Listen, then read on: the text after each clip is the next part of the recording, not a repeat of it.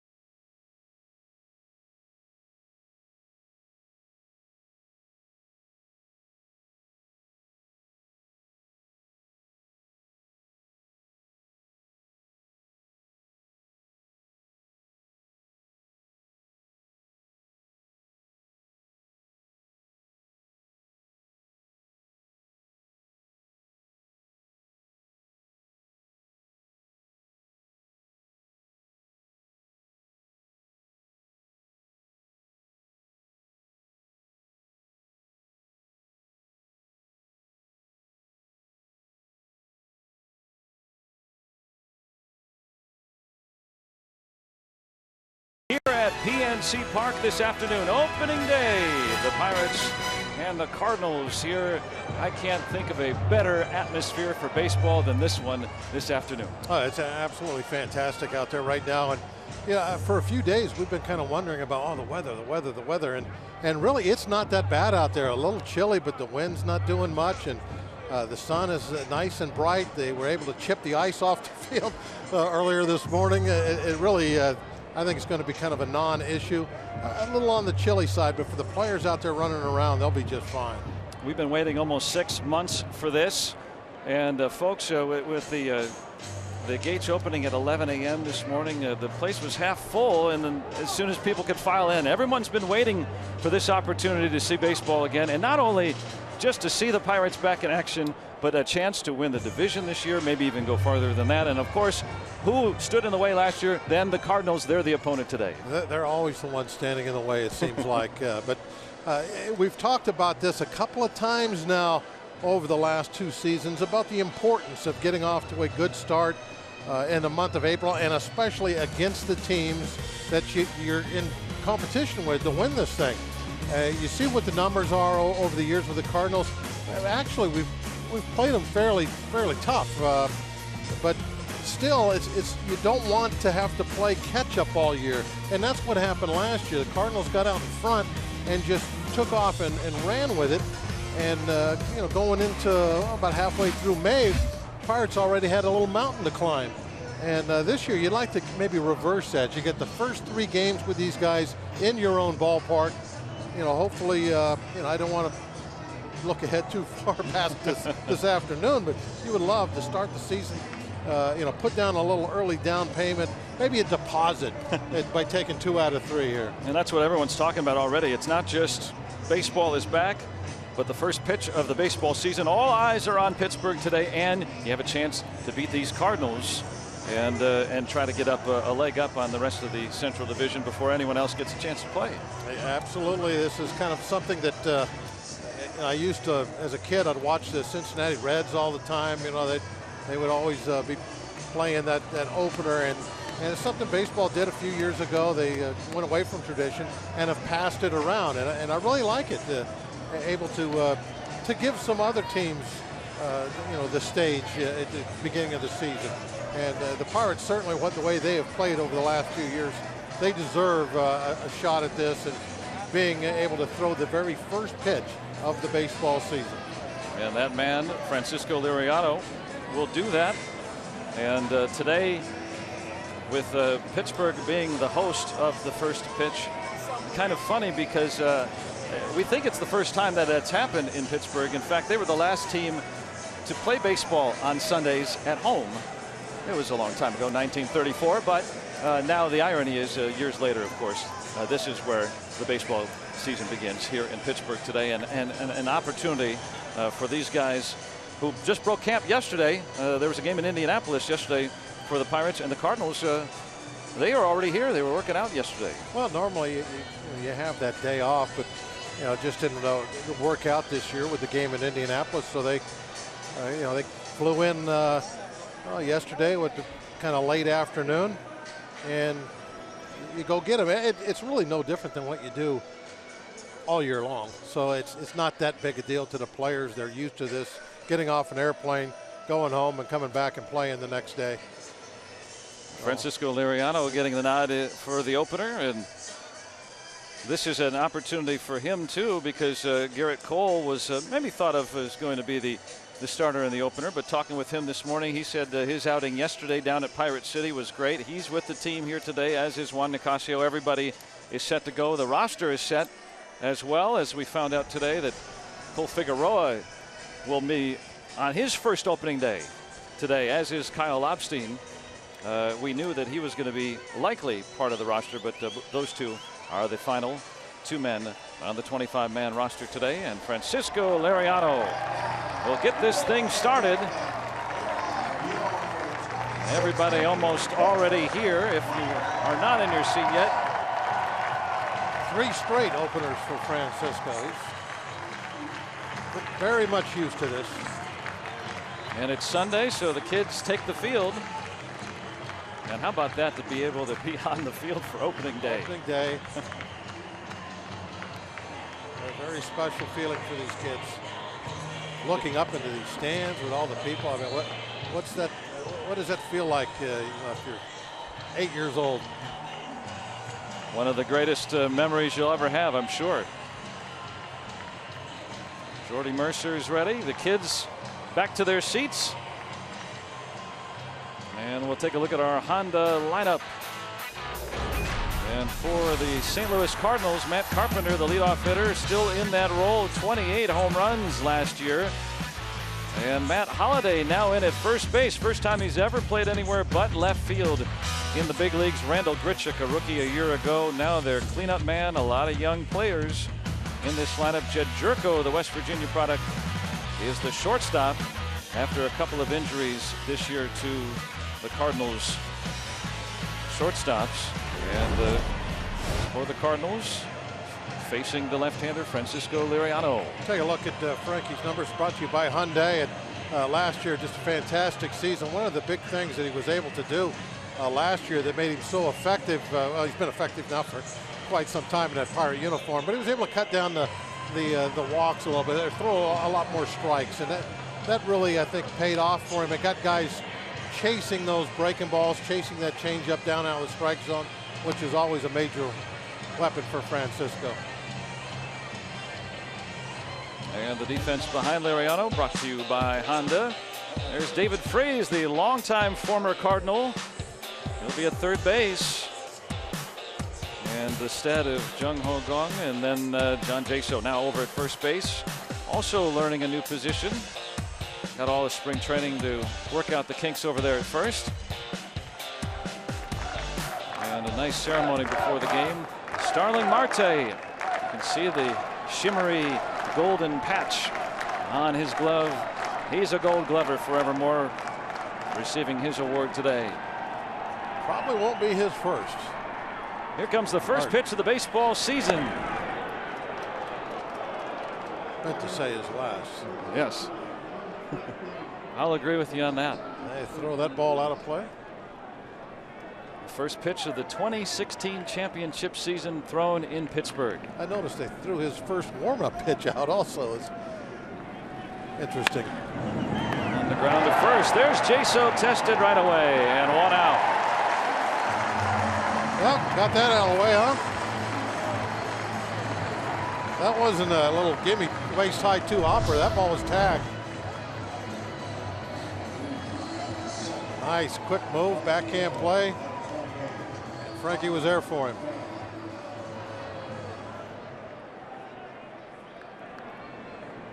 Looked better and better as the spring went on. First game, there was a little, it was a little work needed to be done. We saw that right away, but. Tommy Pham with a dribbler. Now Freese getting the action in. 2 gone. Wow, couple of nice defensive plays.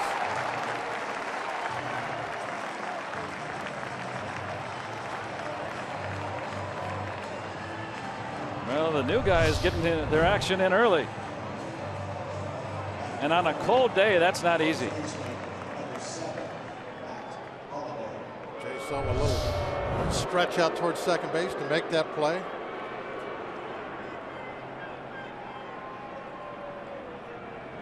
Good to get the jitters out right away. Now the first baseman, Matt Holliday.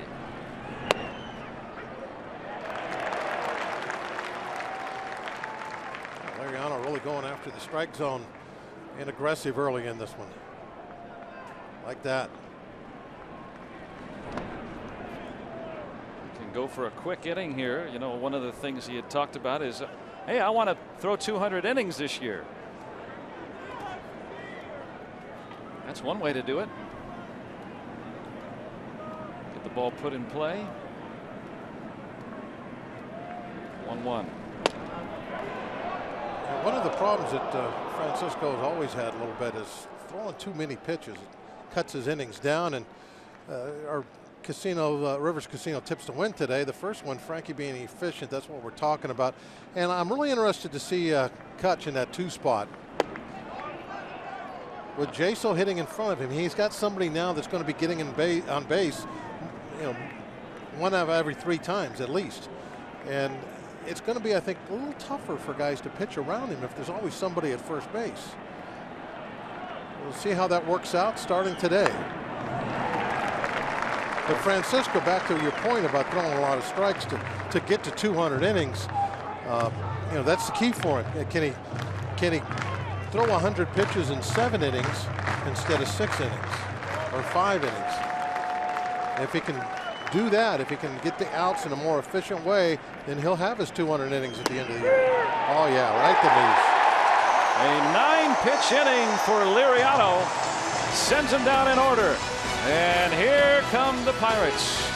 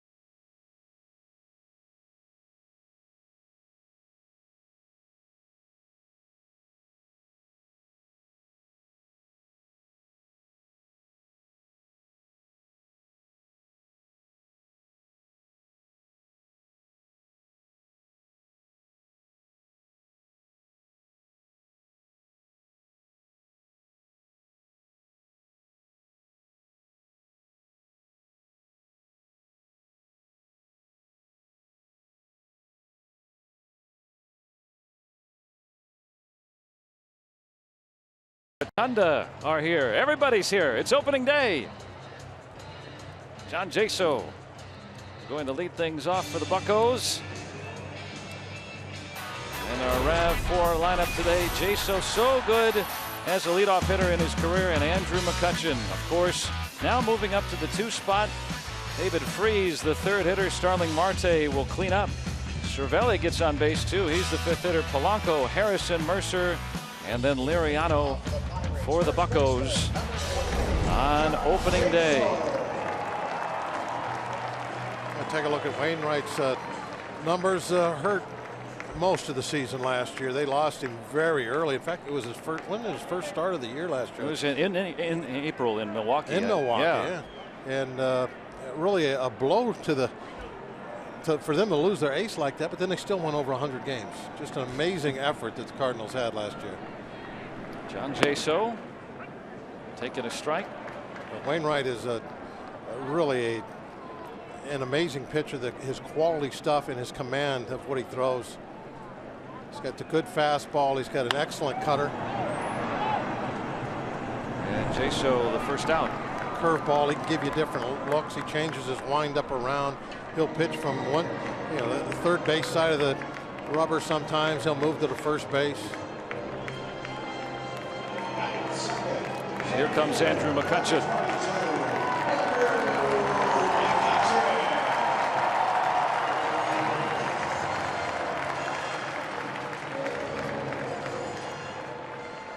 And for those of you that don't like to wait, well, you get to see him a little sooner at the beginning of a ball game.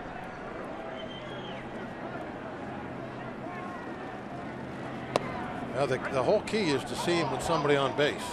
That's what I'd really like to see a lot of this year. That was part of the thought process to get him in that spot so that he doesn't bat with 2 men on and nobody out, and that happened a good bit last year. Clint Hurdle trying to also get him up maybe at the end of ball games too. I think the on-base percentage of the guys hitting in front of him last year combined was, I think, 2nd worst in the league, and that's not a good thing to have in front of your best hitter. Oh, the analytics folks have decided that there's different spots in the order that are more valuable than others, and the number 2 spot is where they say that you should put your best hitter if he's a guy that can draw a walk, get on base. The Reds can do that. I've tried this a lot over the last couple of years with Joey Votto. He's spent a lot of time in that number 2 spot in their lineup for that same reason. He's definitely a guy that can take some pitches and get on base. say they hit him.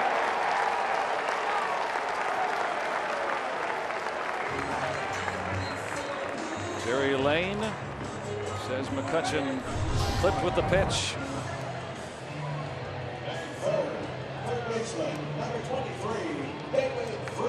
That just grazed the back of the hand. You can't really see that. I think Jerry Lane was probably going on what he heard with his ears. He heard two different sounds. And one of them, obviously, the ball hitting the glove, and he saw something else that made him think that he got hit. And there's Jerry Lane, and the crew chief today, and Mike Matheny has come out. And I think this is going to be a crew chief review here. I don't think he's going to use his challenge in the first inning. And like you said, Bob, it's hard to see. It was probably better to hear it, so I don't know if this is going to confirm anything. And it's kind of 2 outs, nobody on base. I mean, even if you win this one, what are you really gaining a whole lot of? So I'm with you. You get to face McCutchen again. Yeah.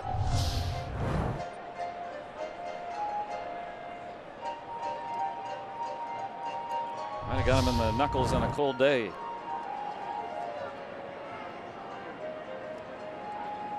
Yeah, I mean, if it's overturned, then he has to bat again, and sometimes it might be better to just put McCutchen on at first base. Yeah, with 2 outs and nobody else on, it really is not a big issue. They're doing a good job of kind of freezing their starting pitcher, Wainwright. He's standing out there in this cold breeze while all this is going on. Okay, nothing to overturn it, and that's a challenge by Mike Matheny. So in the first inning, he's used his challenge. Yeah, really an odd spot to use your challenge. Wow. I mean, maybe it hit him, maybe it didn't hit him, but how are you going to be able to tell unless it was just an obvious clean miss? That's I could see him maybe trying to get the umpires to look at it on their own, but well, now they're out. And here's David Freese wearing a number 23.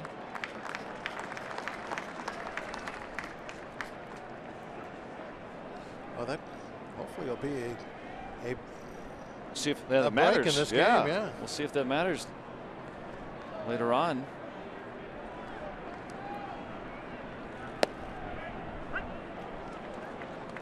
There's a strike.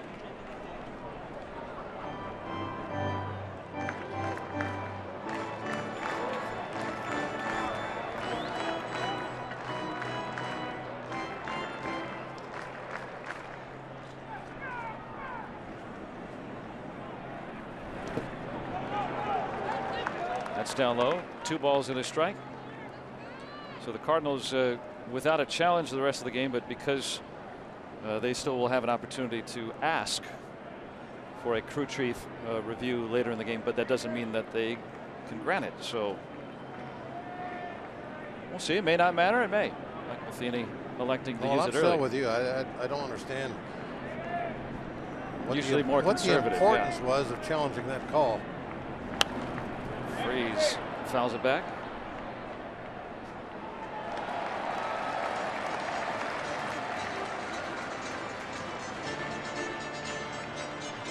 You know what? I've been thinking that he's hitting third. Oh, you're saying? I keep saying there's 2 outs. There's only 1 out. Oh, yeah. I'm so used to him hitting third all this time.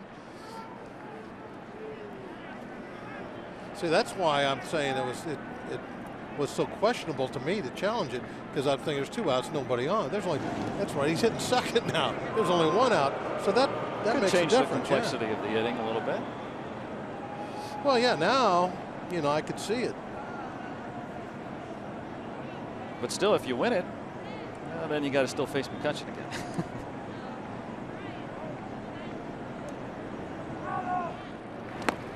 Now full. Well, Wainwright really having a little bit of a tough time with the curveball. Looks like the little cutter or slider, whatever you want to call it, He's been able to put that where he wants to, but the hooks he has thrown, he's at least looking for a check swing, something like that, some kind of a little bit of movement, but because he's bouncing that ball so far in front of the plate, he's not getting it from freeze. With one out, we'll see if McCutchen's running. He is. Up the middle and through, a base hit. McCutchen into third, and the Bucks with runners at the corners and one out. Take that, former club, right? It was odd. When I saw that ball hit, I was thinking that's going to be tough luck because they're going to have somebody covering the bag because Kutch was running. And remember, too, the Cardinals are on their third string shortstop in Jed Jerko. Well, it looked like it was Wong was the guy that was covering, but he really waited a long time before he broke, so he couldn't quite get to where the ball was. A lot of times you hit that ground ball up the middle and the runner's going, you're doing them a favor. Bucks on the pond for Starling Marte. And did so well as the cleanup hitter last year when he was in that role. Already a fine year last year. It's so different the way the lineup is now with Marte hitting in the cleanup spot. Chance to break through in the first inning. Only get the one out. Everyone back on the liner to Jerko. Yeah, good job, everybody staying put.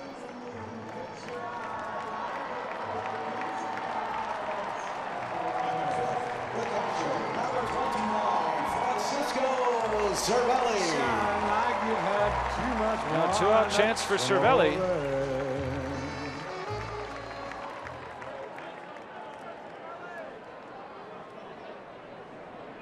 And in part where he is in the lineup because of his on-base potential. Cutchin 90 feet away.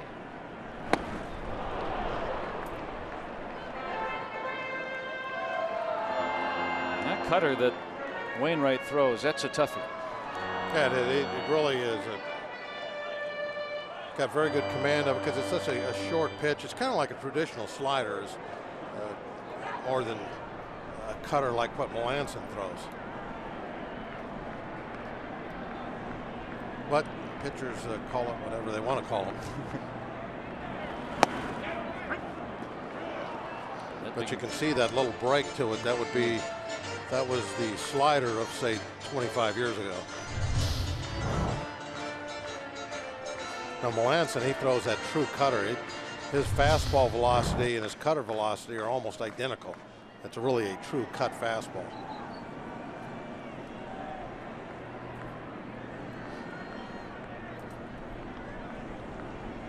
Two-strike pitch. There's that curveball. Not locating all that well, although in that scenario there he was kind of wasting it, using it as a waste pitch, way ahead in the count. How about with a runner at third? Molina so sure-handed back there, can throw that in the dirt.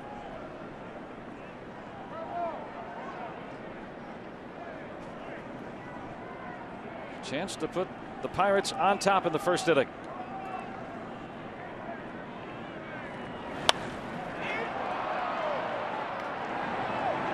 Jerko, and the Pirates threaten but don't score. We're through one on opening day. 0-0.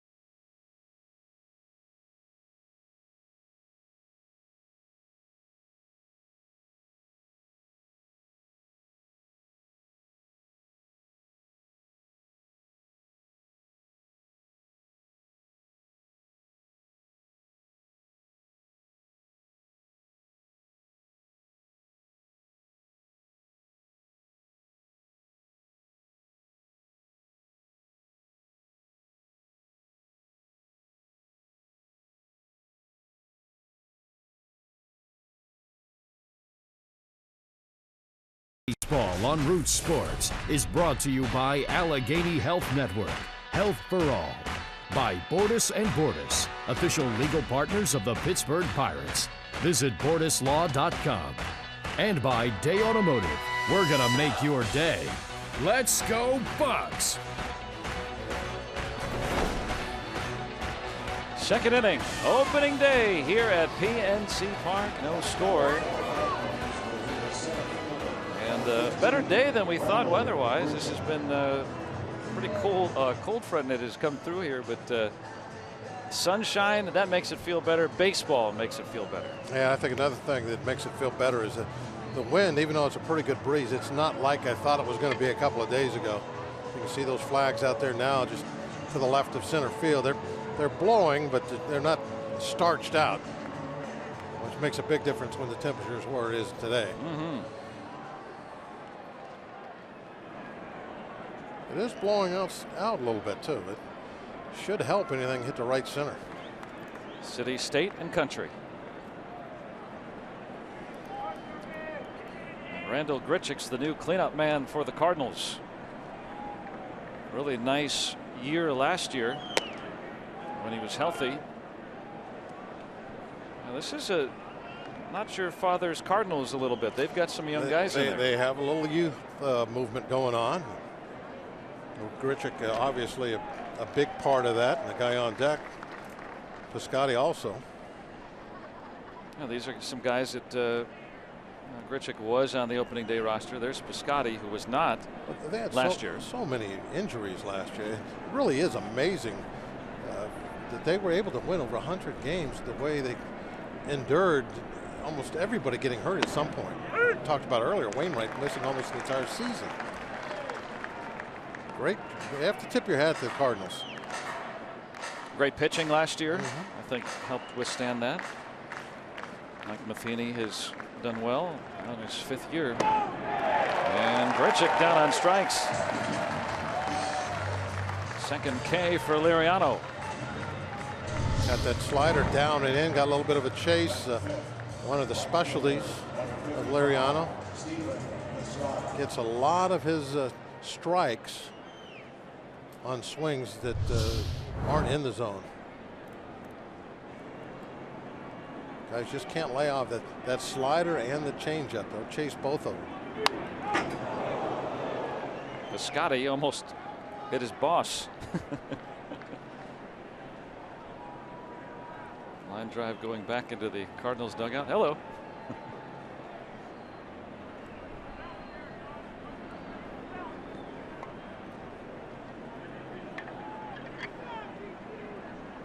.305 last year. Let's take a look at our Barrel League leaders. And from Barrel Automotive, the teams with the most wins the last 3 seasons in baseball, you guessed it. Playing right here today. Clint Hurdle has guided this group to the postseason each of the last 3 seasons. And Mike Matheny has done so in all of his years, his 4 years. It's become quite a little battle between these two clubs. And you know what's fun about it? It's kind of a different characterization this year, because everyone's talking about the Cubs, who made a big splash in the offseason. Hey, and both of these two teams are saying, well, hey, we both finished ahead of the Cubs last year. Well, that's kind of the thing that I think you use to drive yourself forward a little bit. And another strikeout, a third of the day for Liriano. You feel like you've done something, and that's what both these organizations have done over the last 3 years. Chase on a changeup up and away. That's something we don't normally see from the Cardinals. A little chasing here. See, I agree with you. Both these clubs probably are saying, hey, the guys in the blue hats really, they did a good job last year. They especially ended strong. But we've been there now for 3 straight years, so the Cubs should have a little something to prove. All the best teams of baseball, best 3 in the division last year. Molina down 2 strikes. A lot of baseball people over the winter, they talking about the Cubs like they're a juggernaut. We'll see. I mean, hey, on paper they are impressive. You have to give them that, but hey, we'll see. It's day 1. Let's remember what everyone was talking last year about this time about the Nationals. They were giving the National League pennant to them. No doubt. And they ended up not even making the playoffs. To right and foul. Molina recovering from injury last year, a thumb bothering him, and he has been a little bit better in spring training in terms of being able to drive the ball. That power really not the same last year.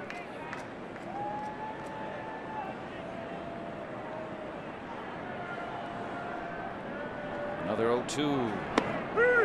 And Liriano strikes out the side.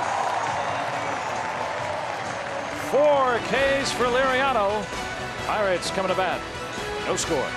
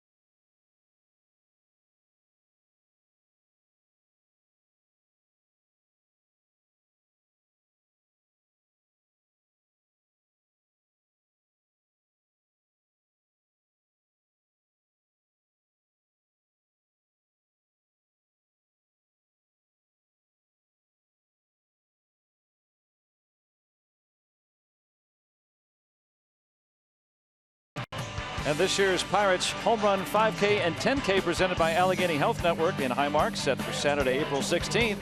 Participants receive a Tech t-shirt and ticket voucher good for a Pirates game, and families can join in the fun with the Chick-fil-A 1 Mile Family Fun Run. Register today at pirates.com/home run.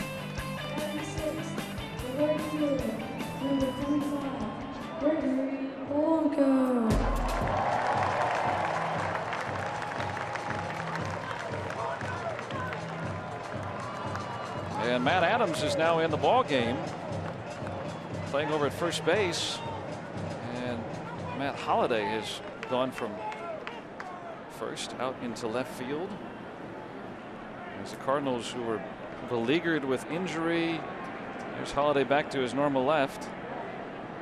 Cardinals really beaten up in spring training, and Tommy Pham has left the game. This one ripped to right. And Polanco leads off the second with a double. That's something we really kind of hope to see, I think, this year's. Little, I mean, this was now the ballpark, but it was still hit very hard, kind of driven in a powerful way. And the Pirates are going to be looking to pick up some of the home runs that they lost when Pedro Alvarez moved on. And Polanco, definitely a big, strong man, and possibly he'll pick up a number of those.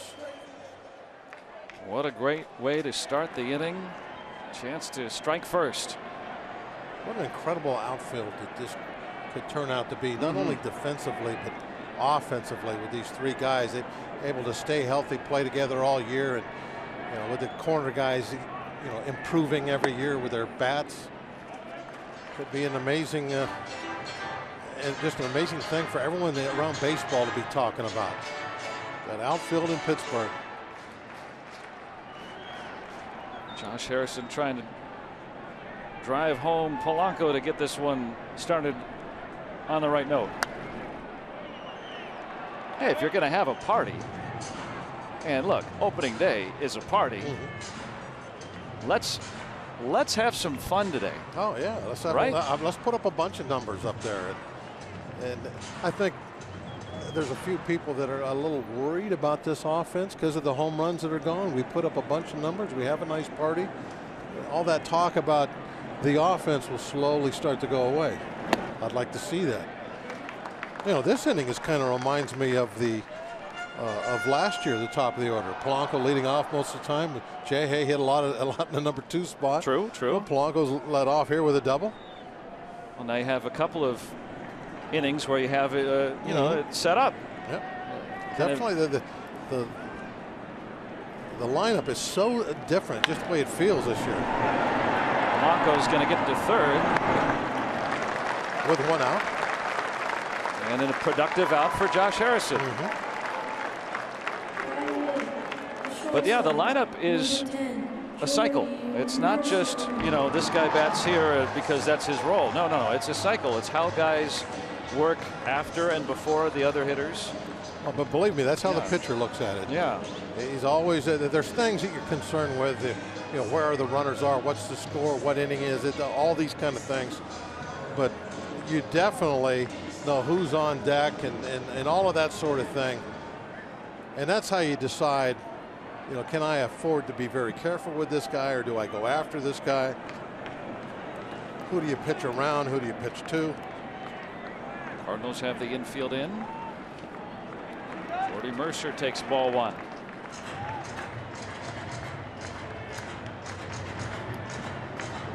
Pirates with a chance in the first inning. Runners at the corners with 1 out. And now Mercer, who had a nice spring. Chance to ring in the new year.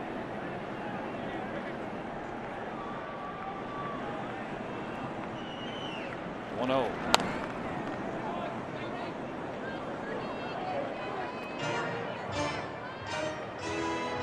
Mercer, in the spring had some nice at bats, and he may even factor in as a leadoff hitter when the Pirates face a left-handed pitcher. Well, he's always had good on-base percentage numbers against lefties, so there's been talk that might come into play. Right now, he needs to just kind of shorten up that swing and get something put in play. Got the infield in, and that just 1 out. Polanco down at third. And in that 8th spot, we keep talking about lineup construction. That's an important spot to be in because the pitcher's on deck.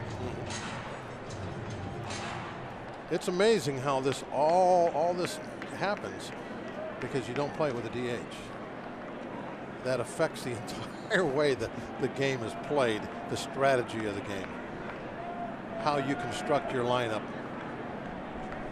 2-1 away again.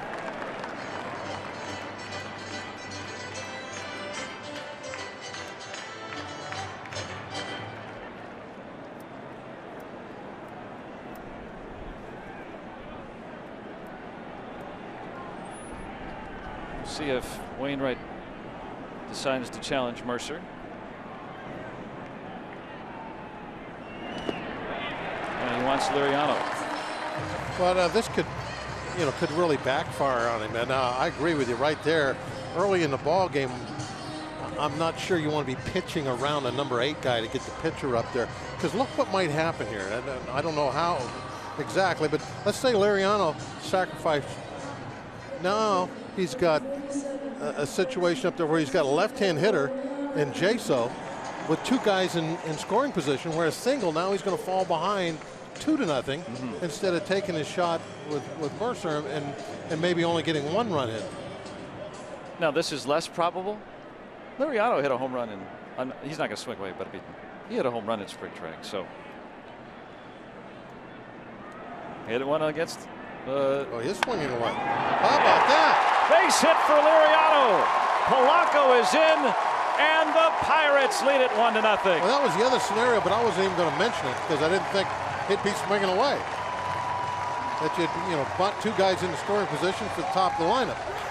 But Clint sometimes will go a little against the grain, and here he lets Liriano swing and picks up his first hit and his first RBI.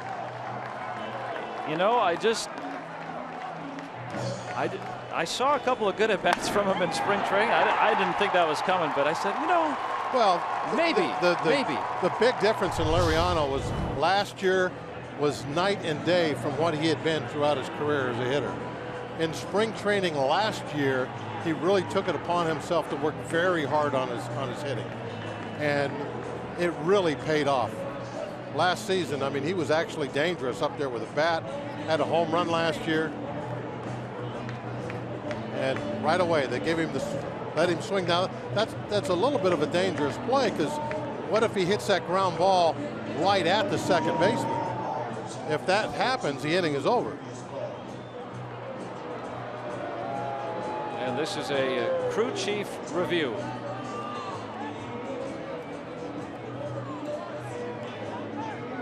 And Liriano driving in the first run of the year for the Pirates. Now, if you had that in your office pool. Well, what were they reviewing there? I don't know, Bob. I was trying to think the same thing myself. Oh, they thought maybe that ball hit Mercer.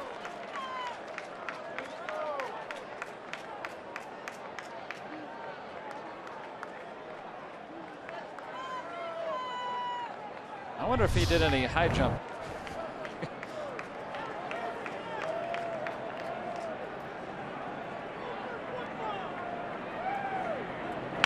And Jaso with a base hit. Here comes Mercer, and the Pirates are up 2-0.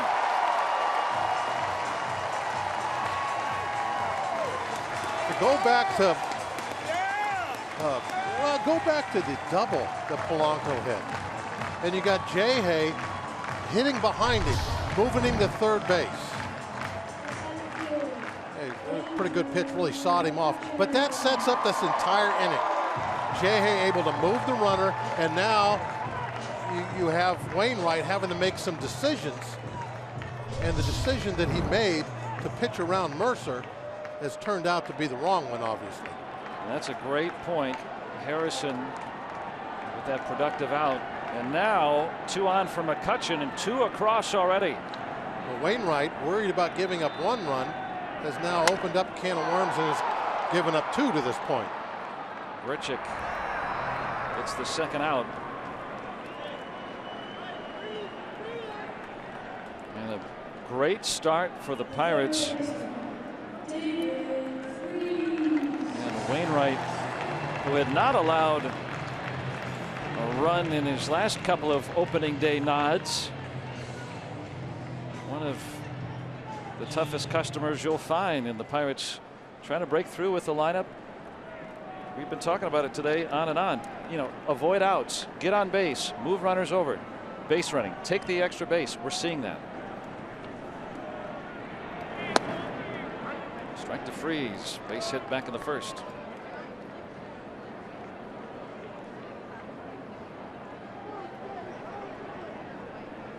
Well, if he gets a base hit here, I hope it's a double so that Francisco can just kind of slowly walk home. I don't want him to do any sprinting on this cool afternoon.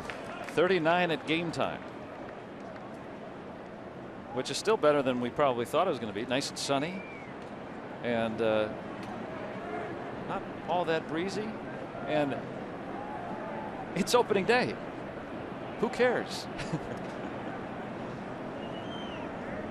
1-1.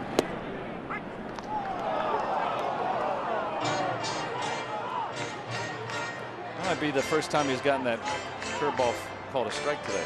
Yeah, I think he might have got a break on that one too. That was a break on a curveball. It's off, yeah, off the plate a little bit. You're in mid-season form, Bob. Yeah. Here's the 1-2. got a break, but he didn't.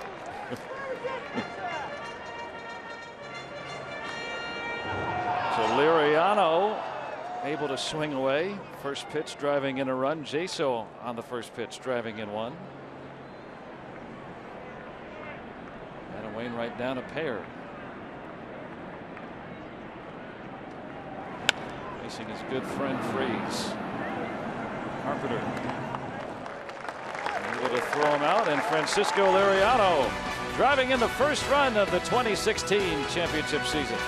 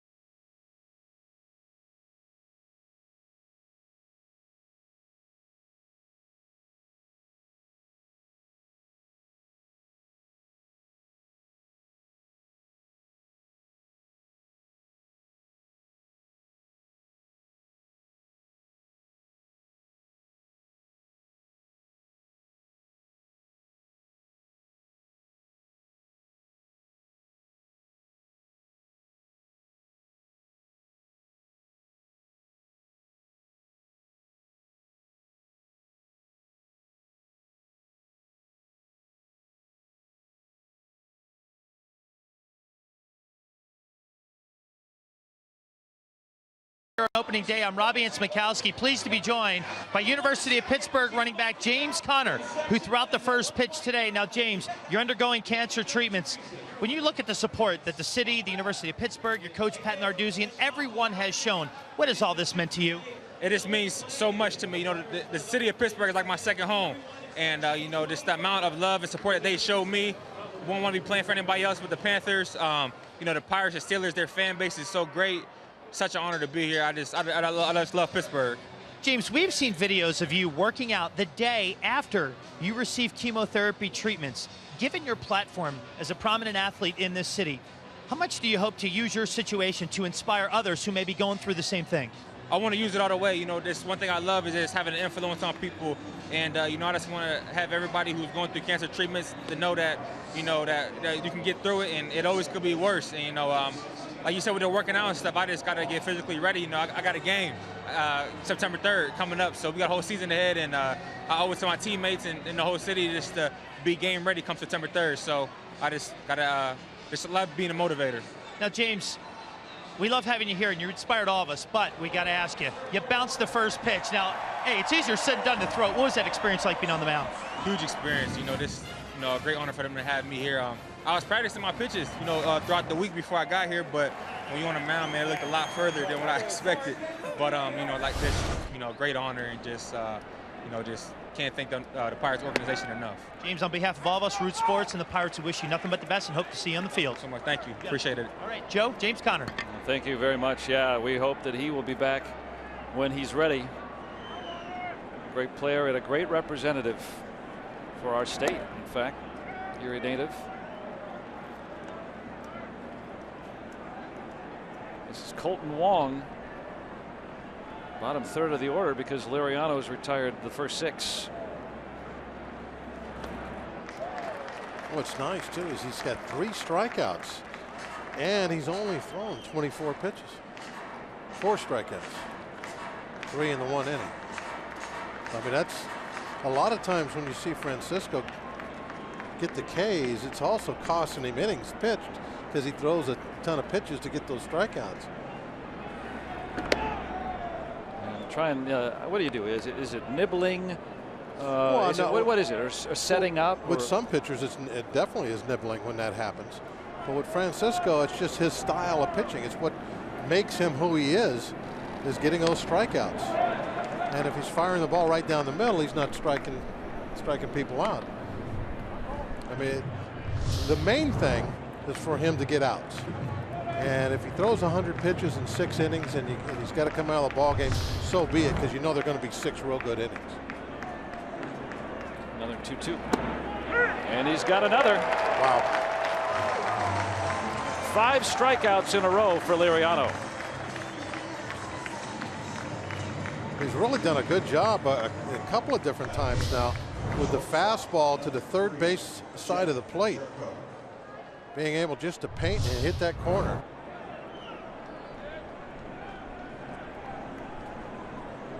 Now Jed Jerko, the Mountaineer.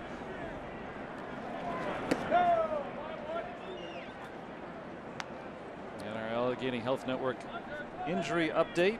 We have the Cardinals with 2 shortstops already on the DL. Johnny Peralta tearing a ligament in his left thumb early in spring training. He's going to be out for a few months. And the Cardinals go out and get Ruben Tejada from the Mets after he was released. Strains his quad. And they don't think he's going to be out all that long. But Jerko, who had never played shortstop as a pro until last year, is the opening day shortstop for the Cardinals. Former Padre. I think that shortstop position is like kind of like a catcher. They're tough to find. There's not quality guys aren't growing on trees out there. It's a tough position to fill. Was it that many years ago that the Pirates got a little taste of that with that catcher's position? Keep getting people hurt, and they're just not that many of them out there to go get. Jerko with the Padres last year, 16 home runs. He hopes that he can hit enough for the position and just do what he can defensively. And that's the first Cardinal base runner.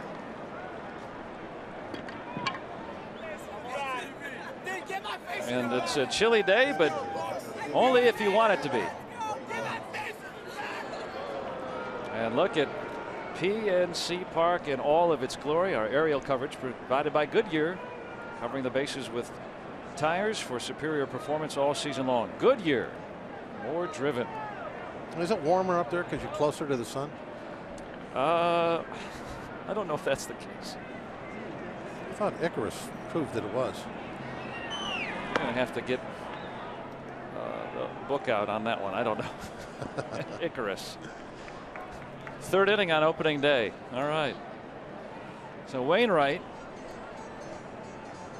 going to try to move over Jerko, and more traditional way to do things. Try to bunt with your pitcher. A little element of surprise. And sometimes you do take that risk. If that that pitcher hits a ground ball to somebody, the inning could be over when you let him swing. Surely. Francisco able to find the hole and knock in a run. Isn't this how Wainwright got hurt last year? He was at Miller Park and blew out his Achilles in the batter's box. I think he laid down a bunt and started to run. Just as simple as that. Yeah, there was nothing special about it. I remember watching the highlight of it. He just started to kind of took one step, jog toward first base, and somehow blow it out.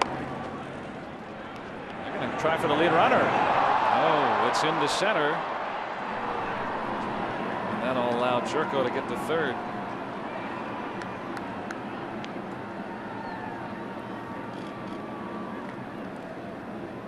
So now both pitchers reach in kind of an unorthodox fashion. Yeah. Cervelli got to the ball in plenty of time. It was not a very good bunt. It was left right there in the dirt, but the throw just really sailed on him.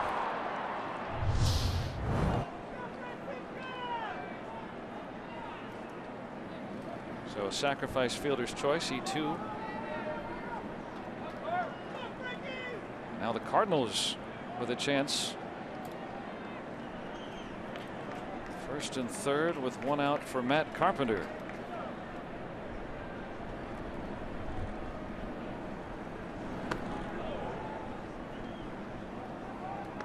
Carpenter started the ball game, started the season, in fact, with ball ripped to Jaso.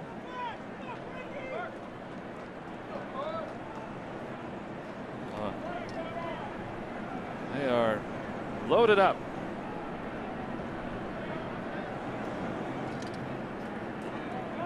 In big crowds, there's always a packed rotunda.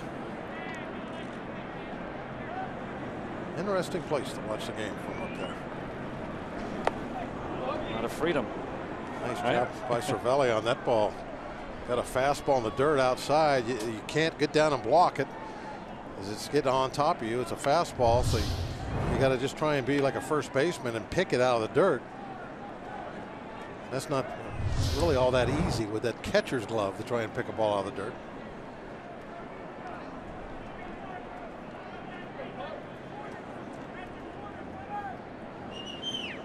2-0 to Carpenter.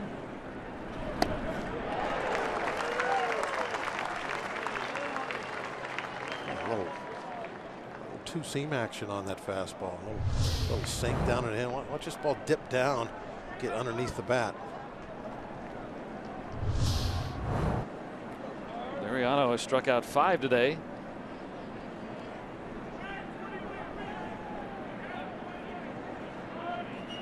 In 2D and 3D. And he's behind 3-1.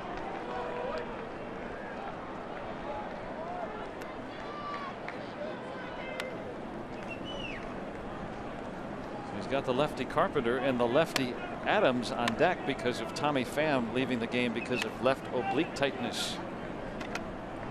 The numbers there, hitting the runners in scoring position. Lifetime 325.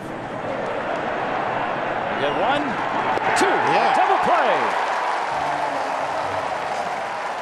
Liriano gets out of it. He's rolling through 3.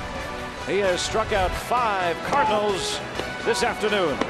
And the Pirates on top on opening day.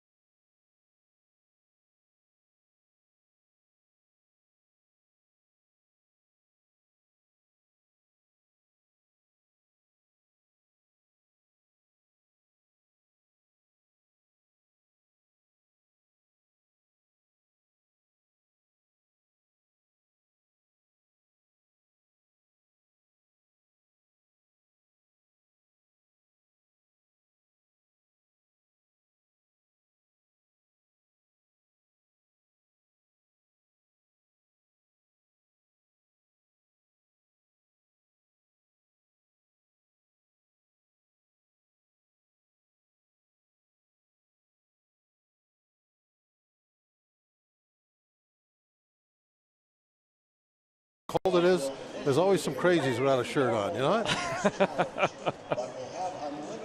Knew there would be some here. Let's look at some of our Point Park tweets for today. Don't have tickets to the game, but they've got everything ready at home. And Jeffrey says he's got a fever. He doesn't need more cowbell, he needs more Pirates. And Melissa, not bothered at all by the chilly weather. Of course not. Practice for Bucktober. I like it. That's right. We're going to be doing the same thing. We've been waiting. It'll be warmer than this. Well, yeah. October. 39 today. Yeah, just wear the cap and wear your jacket. Put a towel on. Liriano's been great. Cardinals hitless through 3. Pirates touching Wainwright for a pair in the second. Well, very seldom do you get to the postseason without really a strong 1-2 punch in that starting rotation. The Pirates definitely are okay in that department for sure. Cole and Lariano. Garrett Cole will start sometime this opening week. They have not determined when in that Reds series, but talked with him this morning. He's fine. He had a nice outing. He just got a late start in spring training. That is all. He was kind of behind everybody. Marte lines out to Grichuk to start the third. But he'll be in there, and so tomorrow, or I shouldn't say tomorrow. I'm already into that mode here. It's Tuesday. It's all right. I'm having a heck of a time with Kutch hitting second.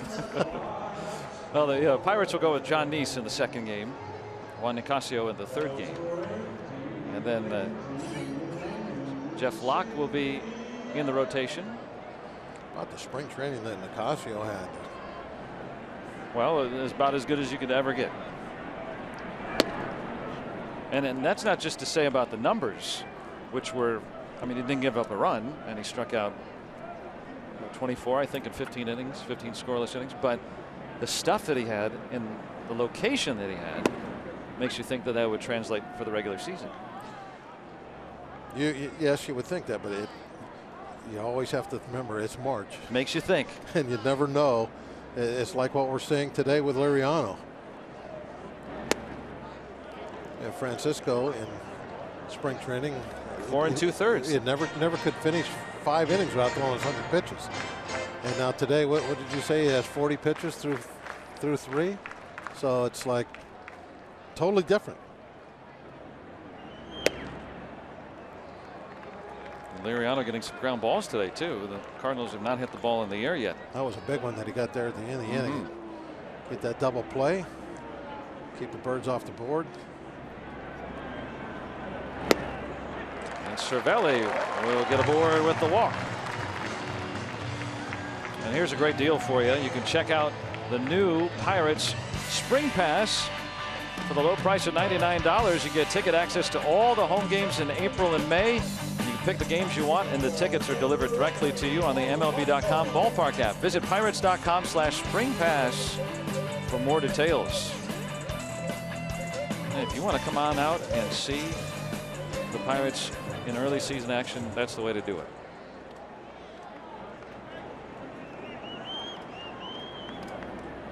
Polanco started that second inning with a leadoff double. Pirates up 2-0.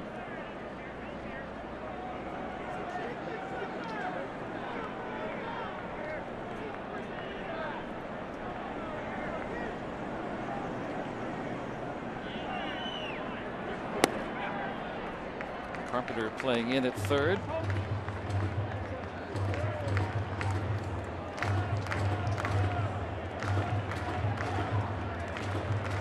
The lefty batter up.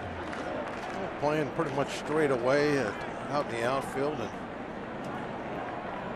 a little bit the pole on the ground. Pretty traditional layout.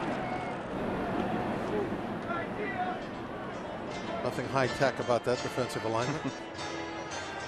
Now we're so used to all the shifts today in baseball. Might we see a return to, the ebbs and flows of the game, a kind of a traditional defensive alignment? I think only if the hitters start taking advantage of the shifts. That's the only way you're going to force teams out of them. It would be the hitters. If they're going to continue to pull the ball on the ground, then why would you ever leave your shift? 1-2 now to Polanco. There's a chase on a curveball. Haven't been too many of those from Wainwright so far in this game. Got one there. This ball he was able to bounce behind home plate instead of out toward the front. See, that one was right in front of the glove. That's where you want that hook to bounce in the dirt, where you get a check swing or an actual swing and miss. Not too many guys. Maybe you get a pitcher to swing at one that bounces way out in front. 1-2. In the air to right. And Piscotty grabs the second out. Adam Wainwright at 48 pitches here in the third inning. That's not a high number, but it's looking like more like a 6-inning afternoon for him. They've made him work a little bit.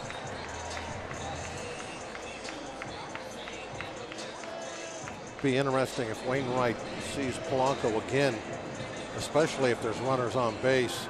The battle between his curveball and will Polanco try and make an adjustment and lay off that pitch. Definitely got him to chase it, 2 of them in a row. The last one, little weak pop up on a broken bat. Wainwright, I'm sure now thinks he's got something figured out about Polanco. And Polanco, on the other hand, sitting down thinking, I got to lay off that pitch. So who's going to make that adjustment? We'll see if it gets that far. Thinking that they will see each other again.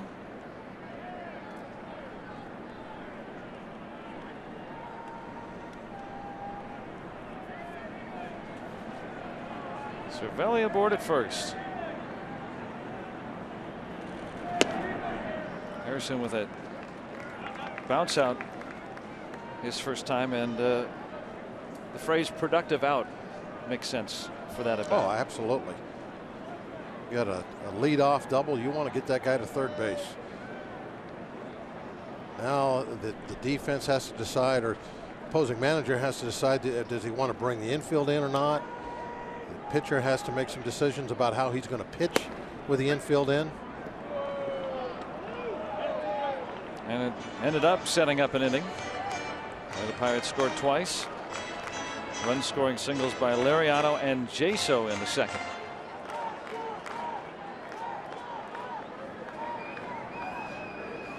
All part of that lineup cycle, right? Your pitcher tries to hit a run, setting it up for your leadoff hitter to do the same. 1-2. And Wainwright with his first strikeout today. Pirates up 2-0 on opening day.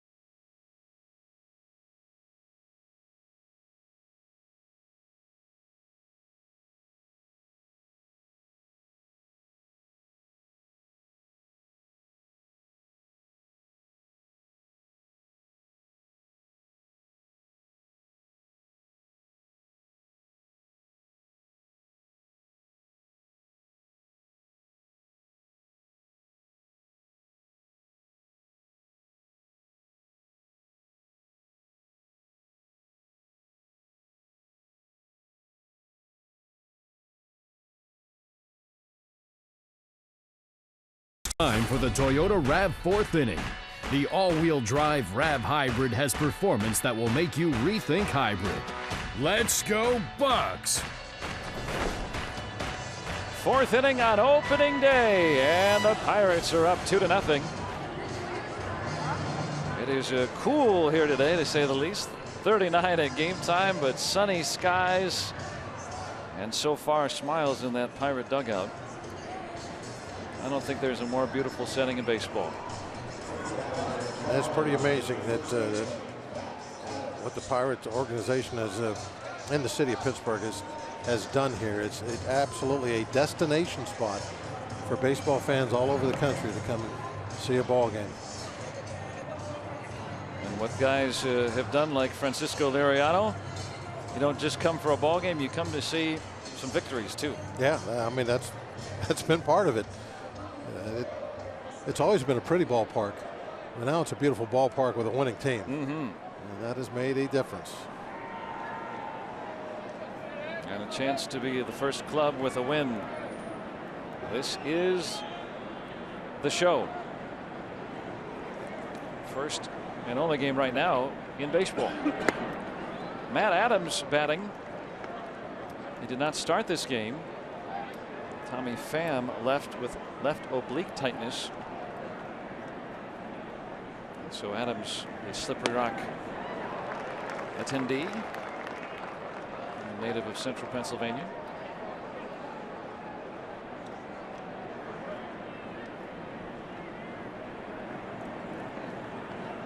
Usually doesn't start against a lefty.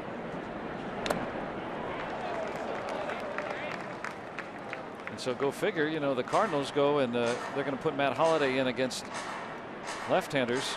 First game over at first base in his big league career in the last 2 innings. That's why baseball has got to be the most unpredictable sport there is from game to game. You just, there's no telling what is going to end up happening. And there's another strikeout.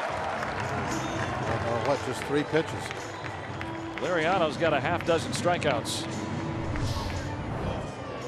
He really can work over a left-handed hitter. You see the check swing, bat comes through out in front of home plate. He's got 3 looking and 3 swinging now.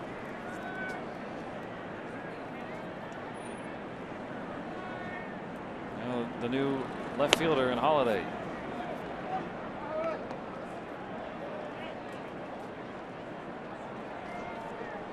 Strange to see Holliday last year not have the same power, but he just wasn't right.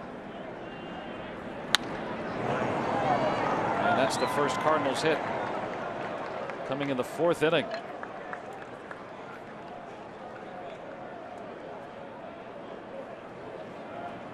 MLB.TV Premium, the #1 live streaming sports service, delivers everything you've come to expect and more. Watch every out-of-market game live in HD, over 400 supported devices. And you can include a free subscription to At-Bat Premium, the #1 app for live baseball. Blackout and other restrictions apply. Visit MLB.TV. Find out more. There's our Bucko friend. He's seeing that uniform. Sunday home games. Pass Mercer for a base hit.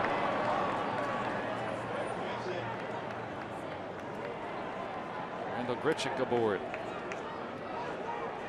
That was hit pretty hard. I think that was would have been a double play ball if Mercer could have came up with it. Just a little too hard hit. You know, they talk about Randall Grichuk and all these newfangled terms and stuff. Exit velocity, meaning how hard does that guy hit the ball? Randall Grichuk's among the best in baseball at that. So even when he hits a ground ball, it's hit hard. Scotty. Yeah, the old term was this guy really hits the ball hard. Yeah, yeah. I was trying to interpret so we could all understand. Exit velocity is the phrase that they like to use. But yeah, no, he hits the ball very hard. And so maybe if he wasn't as strong of a hitter, maybe Mercer has that extra half second to get there. Exit velocity should be how fast a pitcher jogs off the field after he's taken out of the game.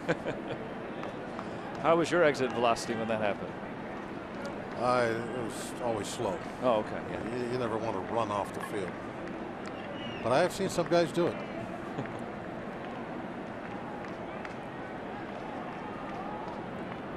1-1.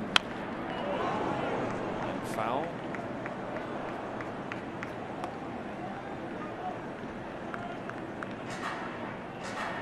And Piscotty came up midway through the year last year. And is going to be a big part of their order. I mean, he's already the #5 hitter and out of Stanford. 64th big league game. Really kind of leaning on Ian Grichuk. There's another one. Hunter Wendelstedt rings up Piscotty. And Liriano's got 7 strikeouts here in the 4th. He might need some more of those. And that looked like the changeup downstairs.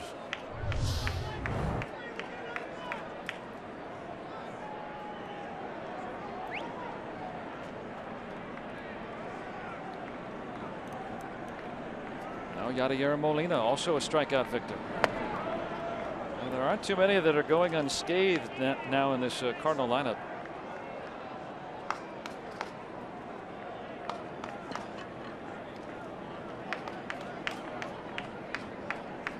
Liriano has yet to allow a ball in the air.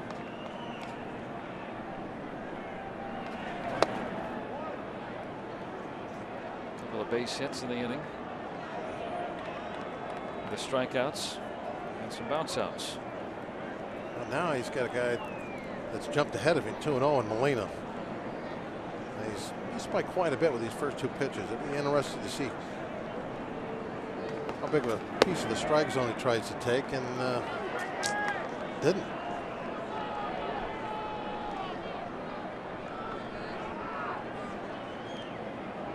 The first time he's fallen behind hitters, but this is the first time he's fallen behind 3-0 on a hitter.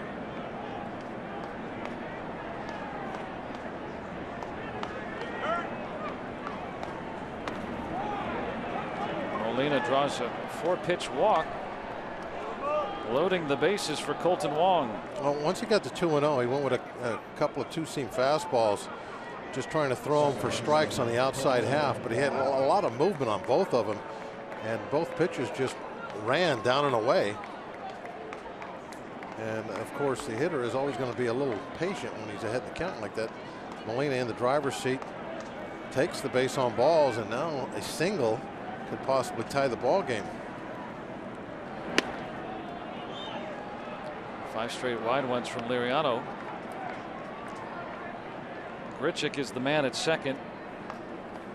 Not really a lot of speed on the bases all around for the Cardinals.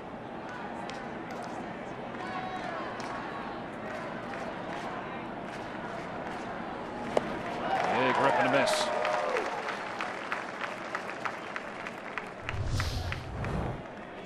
This ball here almost acts like a cutter. Matt Holliday at third, Grichuk at second, Yadier Molina at first.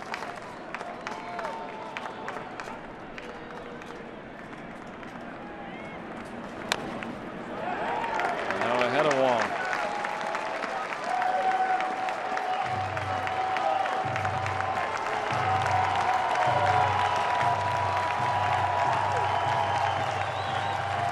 You gotta think he would take a shot at putting him away with that excellent slider of his. Now that he's out ahead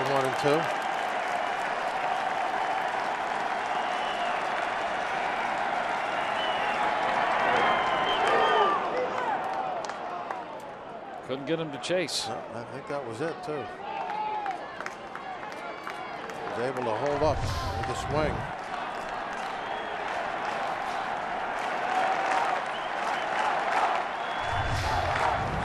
Getting down on both knees with the breaking pitch, smothering the ball.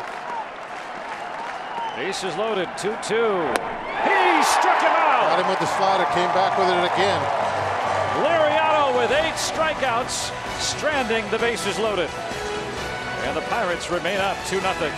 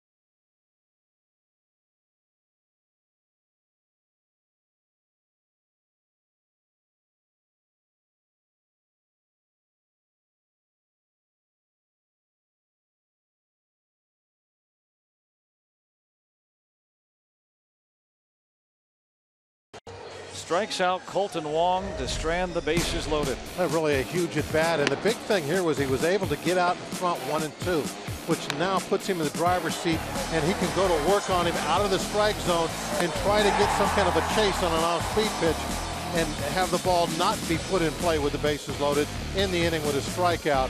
And that's exactly what he did. Went downstairs below the knees. Think that was a slider, not positive, but it looked like it. And that's what he got the swing and miss on.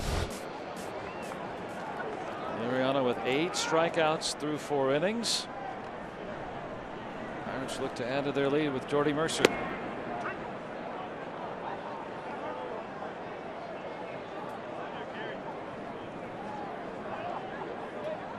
Mercer walked and scored the second of the 2 runs that scored in the second.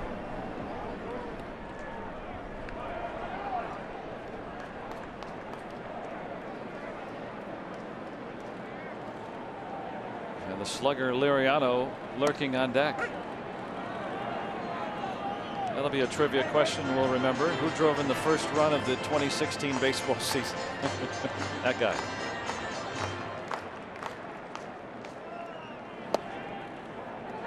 Leads the league in strikeouts. That too. He may tomorrow still lead the league in strikeouts. 8 already.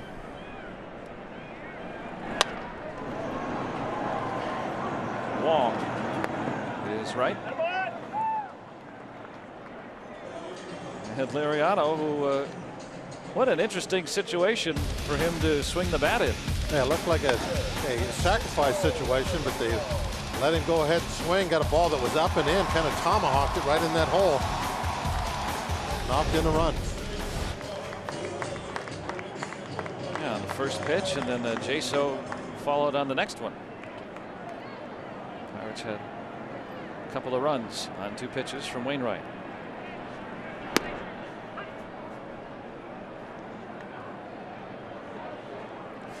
Liriano taking all the way there, just kind of backing away from that first pitch. He hit a home run in spring training. Tough to hit that change up when you're stepping toward first.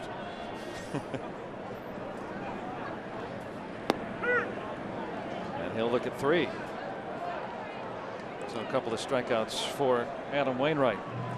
And it's a Bucks and Pucks day here on Root Sports. As soon as we wrap up opening day here at PNC Park, we'll take you out to Consol Energy Center for the Penguins and the Philadelphia Flyers. It all starts at 4:30 with Penn's pregame, presented by Heritage Valley Health System.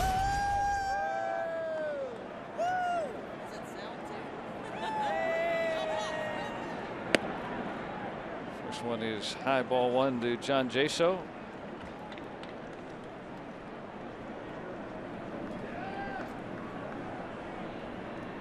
Jaso drove in that second run. No better day to have the Pirates back in Pittsburgh. Yep, all. A lot of everything. A lot of stuff was white this morning, everywhere. North Hills, what'd you get? There was everything. I got enough to cover the grass. Yeah, it was an inch, maybe. Yeah. But I'm sure it's all gone now. Just enough to say hello baseball season, right?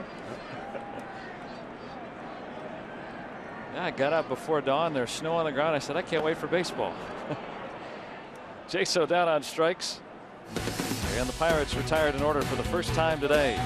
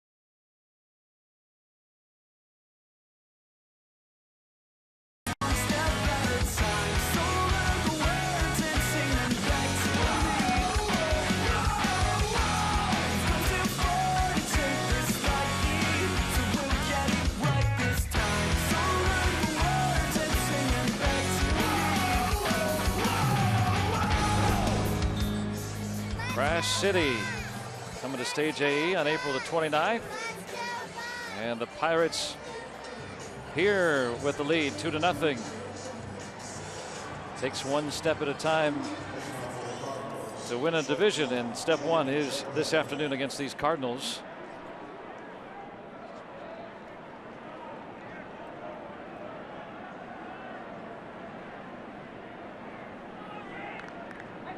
And Jed Jerko, Morgantown product, will start things for St. Louis.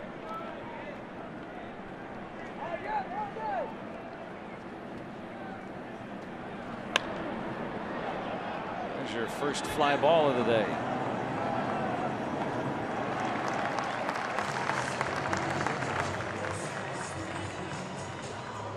Now the fly balls today a little bit easier to handle than they were yesterday in Indianapolis. The Pirates playing an exhibition against the Reds there yesterday. Winds were steadily at 30 miles an hour and gusting to 50 during the game. That was kind of what I was a little concerned about here this afternoon. We're looking at the advanced weather predictions a few days ago. Winds were going to be very strong. Thank goodness that didn't happen.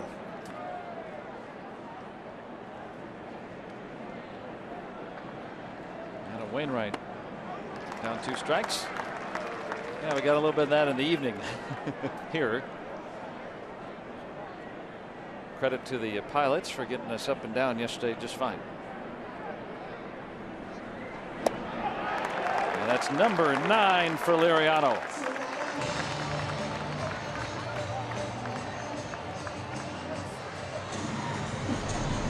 And just a reminder, you can enjoy a cold one and look forward to Miller Time later in today's game. Brought to you by Miller Lite. Get underneath that blanket. Why not? That bat by Wainwright kind of made me smile a little bit. Wainwright made Liriano look kind of silly in his at bat, throwing him that changeup. And I knew that at some point Liriano was going to give him a little taste of his own medicine, and that's what he did for that strike 3 pitch. There's always a little game within the game between the 2 pitchers when they're hitting up there, as long as there's nobody on base. So there's, what is it? It's kind of like, hey, neither of us really want to be up here. Well, no, not really. No, that's the other way around. Yeah, I think. Oh, okay. I mean, it's saying, hey, I'm going to get a hit off you, and then I'm going to have a little bragging. Right. Oh, I see. And then if he makes you look silly, well, then you're going to want to return that favor when he comes up. That's now, was there a guy that you got, you know, that, well, I think he got you? That was like kind of all the time with Okay. whoever you. Eventually, you would face somebody that, as you said, didn't want to be up there. But that really didn't happen very often. Most guys, it's more of a competitive situation. At least that's the way it used to be. And you wanted to go after that guy and strike him out. At least I did, because that's the only strikeouts I got every night was the pitcher. So it was important to me.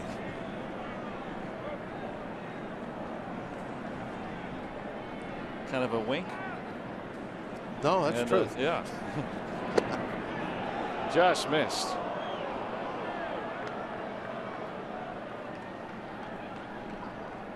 There's the radio side today.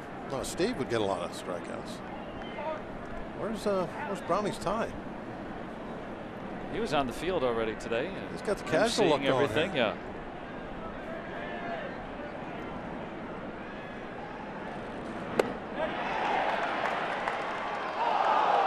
Number 10's going to have to wait.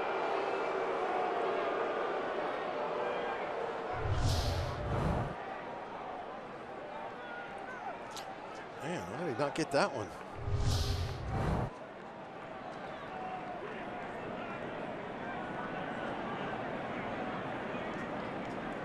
Three-two. Missed in.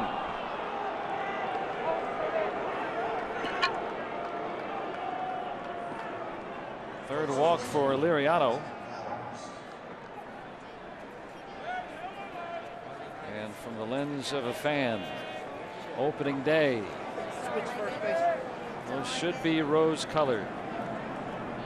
98 wins a year ago. Had a chance with a 2-0 lead here today. Get off on the right foot.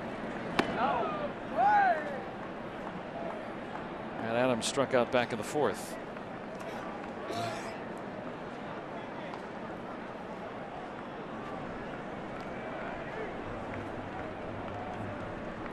See that shift on the infield, playing the other way in the outfield.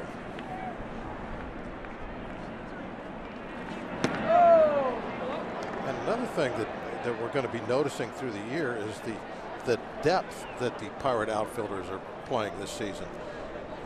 Last year they played very deep. They tried to keep everything in front of them. This year they have moved in. And in this case, I think it really stands out. If you see where Kutch is, you got a big power hitter at the plate, and Kutch he's in tight. What's the advantage for that? Well, he's taking away all the little dunk hits that you would give up in front. And last year the Pirates through some analytical work figured that they'd be better off playing the outfield in a little bit. Adams retired. And we'll send it to the bottom of the 5th with the Pirates leading 2-0.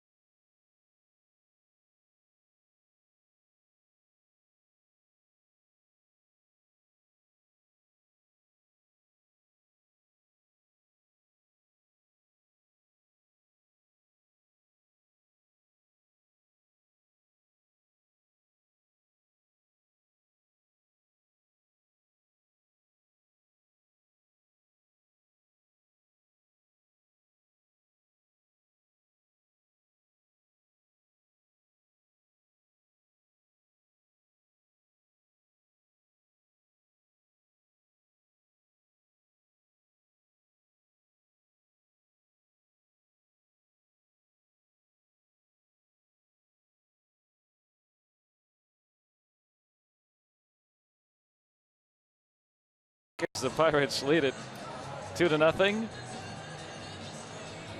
Well, they're not sausages. They still put on a nice race. I'm just glad there's some sort of race. A little different for you, huh? Yes. Here's our day automotive this day in Pirates history. Back in 2003, the Pirates beating the Reds 7-5, completing that 3-game sweep against the Reds in that season opening series. And Reggie Sanders with 4 hits, a couple of home runs, drove in 5. Pirates got off to a great start that year, but then it kind of dissipated fairly quickly. But boy, they really looked like they were going to be a powerhouse with that offense they had. 3-0 start was the best in 10 years at that time. I think Reggie Sanders ended up hitting over 30 home runs that season. There's one way to find out. No, you don't have to look. I'm going to cheat. Andrew I McCutchen. always forget about the internet. You're the only one. McCutchen clipped with a pitch back in the 1st inning. The Cardinals used their challenge, although the teams are going to be able to still ask for a replay. Some nice artwork. That was probably done with the internet. They get those at the sign store. Oh, okay.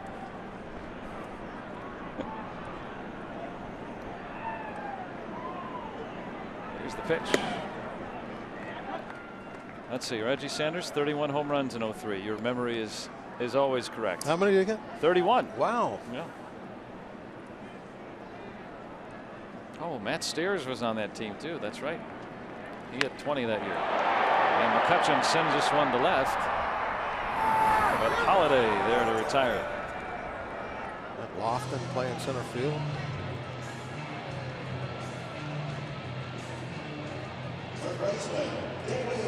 Not enough pitching that season. Need a balance of both, and the Pirates hope that this year they have it. You know, the Cardinals talking about all the history that they've had with their good pitching. They had it last year as well. It's going to be an interesting division this year with all the different changes that have been made. You look at some things remain the same.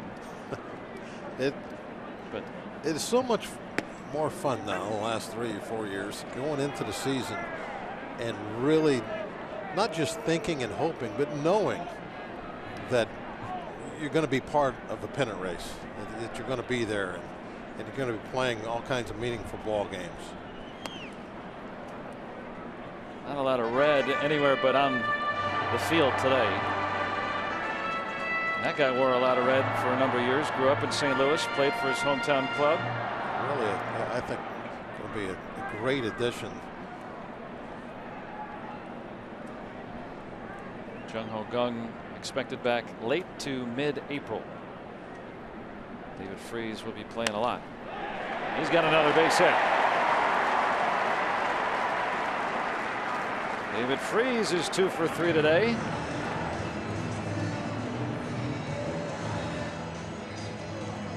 Every Friday is a free shirt Friday when the Bucks are in town, and you could be one of the first 20,000 fans through the gate. You'll receive a free Pirates t-shirt, and you can check out this year's t-shirt designs and cast your vote for the 1971 inspired September 2nd design at pirates.com/free shirt Friday. Starling Marte's hit the ball hard twice. Hitless to show for it.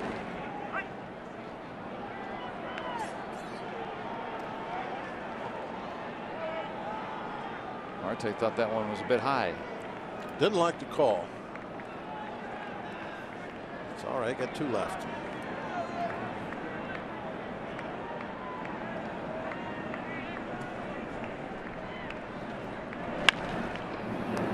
Carpenter.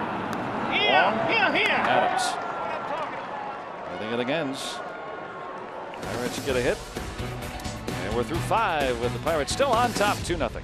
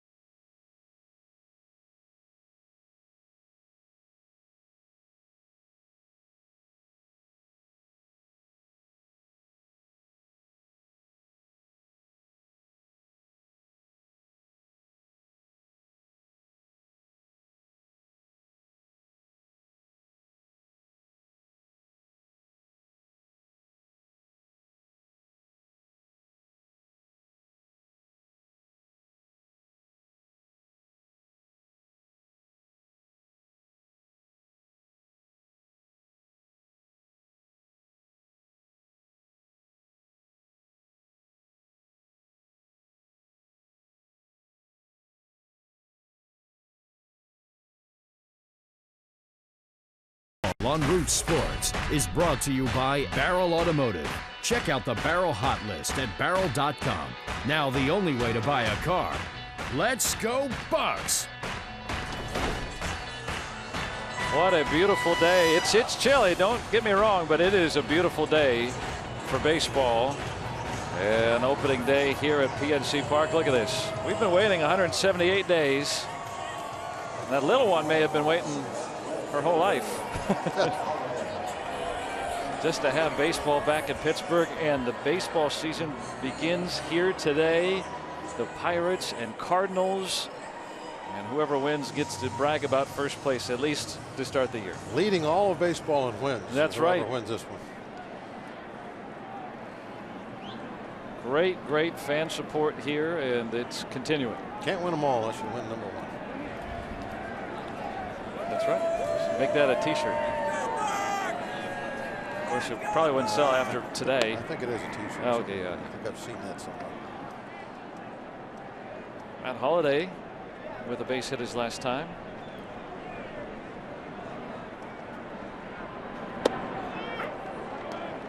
I think that was an old Gene Garber saying. The old Braves pitcher? Yeah, opening day he'd be walking around the clubhouse barking those out. Can't win them all if we don't win today. I think that was the year we started the season with 13 wins. 13-0. Oh, yeah, well, 82, right? Was that 82? Yeah, 82. Gene Garber had that twisting delivery.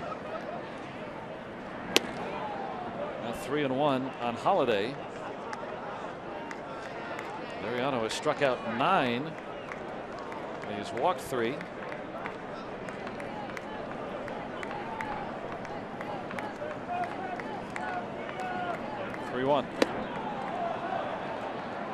Cardinals have the leadoff man on for the first time today. Take a look at some of our Point Park Instagrams and the tweets from today. This is a happy place.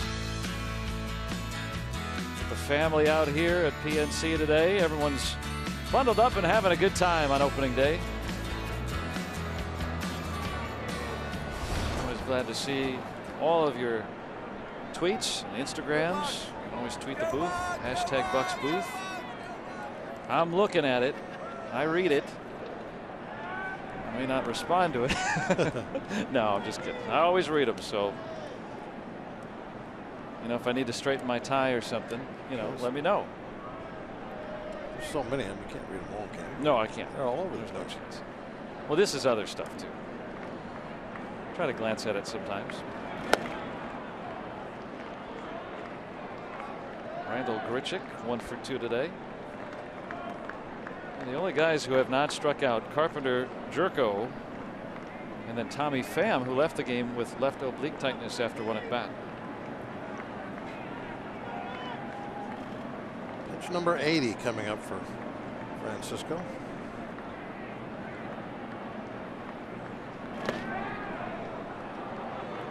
And a chance. He's gotten a double play ball today. Maybe, you know, get another ground ball or something. He might be able to get into the 7th. And the way that he's pitching, you want him to go as long as he can today.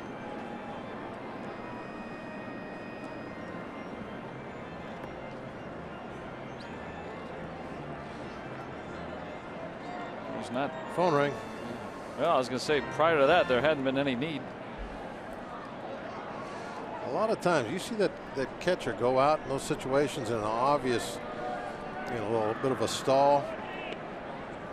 What you don't see is in the bull or in the dugout as a pitching coach is walking, or sometimes the manager is going for the telephone. That one nips the edge.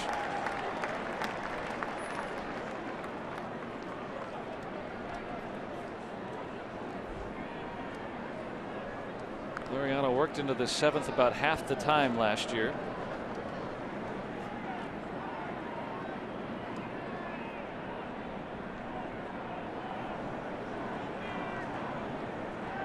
Two 1.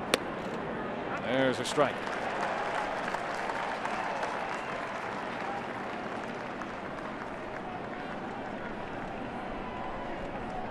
Grichuk with a ton of power.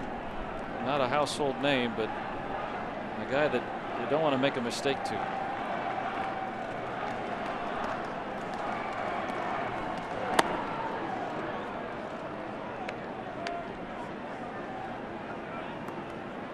Francisco's control just not quite as sharp here in the last couple innings as it was at first couple of the game. Almost as many balls as strikes today.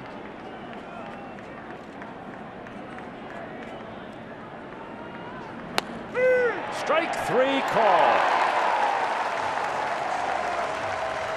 That's number 10 for Liriano.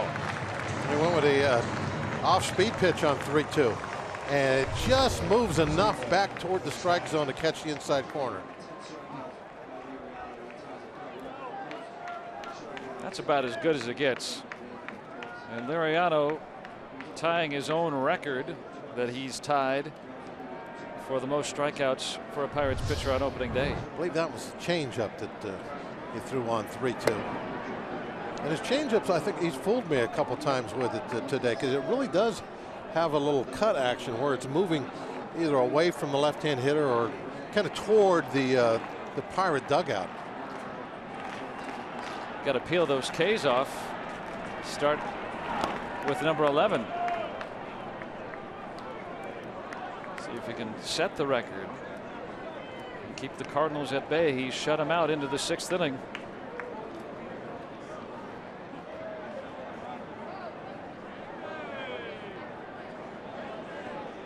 Two second inning runs for the Pirates.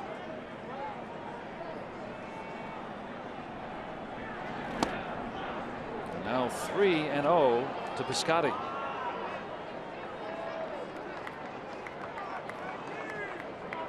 That's how you know he's already fanned 10. Now you have to really do math.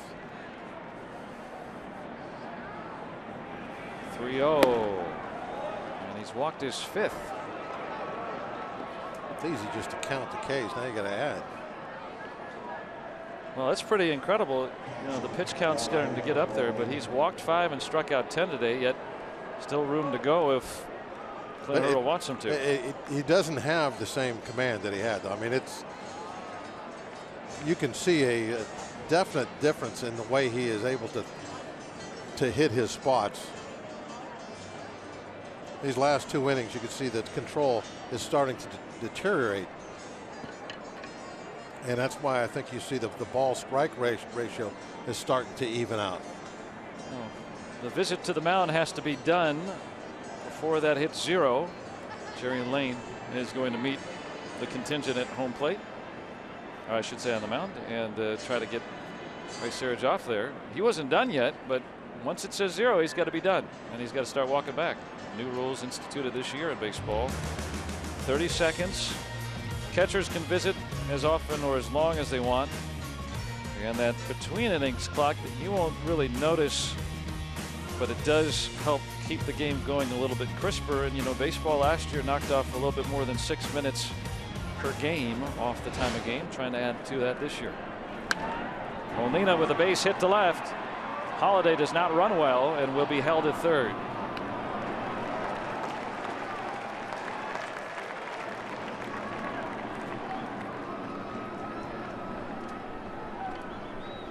Now the base is full of Cardinals for Colton Wong. Wong was up earlier in the game with the bases loaded and struck out.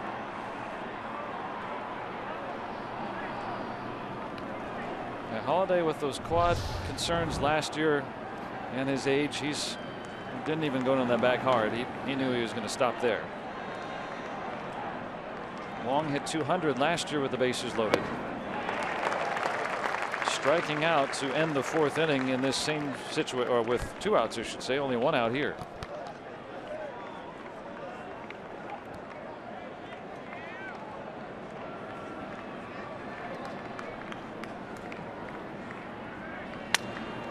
Broke his bat. Harrison. He dropped it. Infield fly. And that's going to be an out. He tried to exchange it very quickly. Or did they call infield fly, or yes, they did. Yeah, I saw Hunter Wendelstedt go up, but late. He did it very late.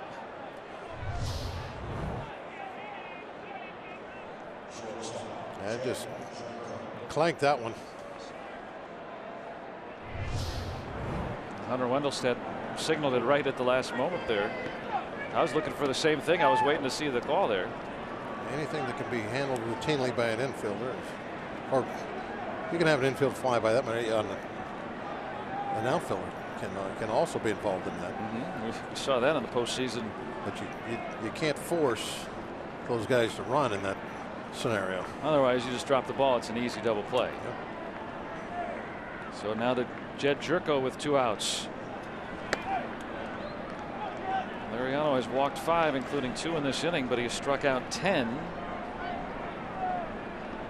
It's Wong to pop out. He needs another out here to keep the lead and keep the shutout.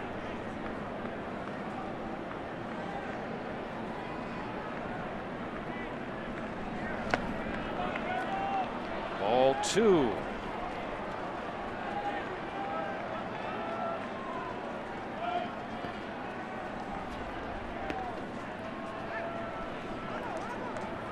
Nowhere to put Jed Jerko. Archimedes Caminero getting up.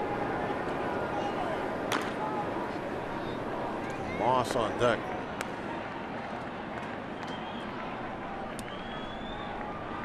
Here's the 2-0. Chop to third. David Freese gets the out, and Liriano gets out of it. Pirates coming to bat on the 6th, still up 2-0.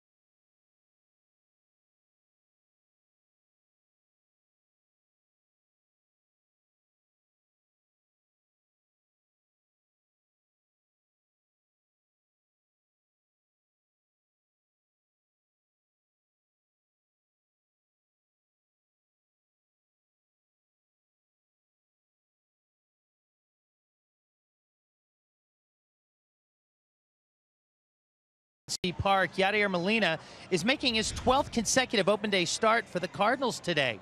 That is tied for the major's longest active streak at one position with David Wright, the Mets' third baseman. Now, he doesn't have to look very far to find the last person besides him to start for the Cardinals. It was his manager, Mike Matheny, back in 2004. Now, Molina actually now is has the third longest streak at the catcher's position in Major League history. Bill Dickey, the New York Yankees, has that record at 15, and today he broke a 4-way tie along with Jim Hegan, Jorge Posada, and Ivan Pudge Rodriguez to make his way in. So some pretty impressive longevity, Joe and Bob, at a very tough position to make that many consecutive opening day starts. He is an institution. Toasted ravioli, Ted Drews, and Yadier Molina behind the plate. It really is a difficult thing to stay healthy like that as a catcher. He's working his way up that list. Games caught. He's going to be in that 1,500 game mark pretty soon, and that would put him in the top 30 of all time. A lot of times too, if a catcher is a plus offensive player, as they get older, like Molina, they'll find another position for him. They maybe move him over to first base a little bit. You'll see guys move to the outfield.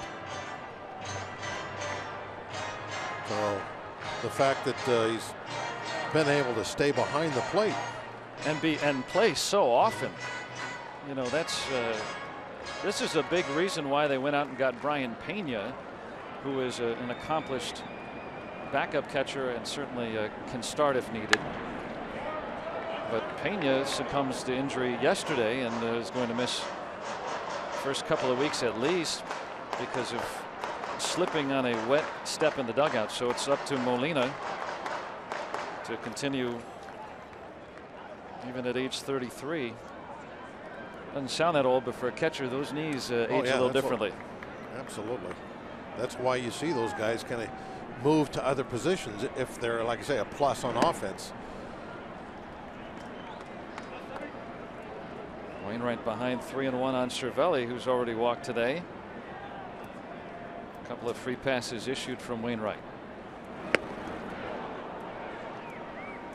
We've seen that in San Francisco. Buster Posey starting to play more and more over at first base.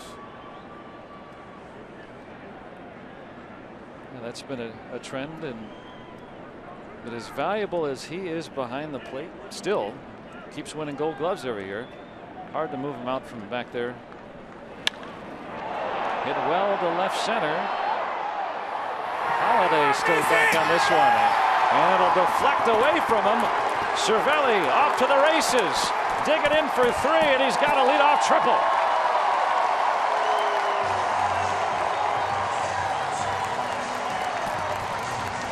Hit it to the deep part of the ballpark into that 410 notch. And that little bit of a breeze is not much, but what there is blowing out towards center field, and Holiday just could not catch up to this one at all.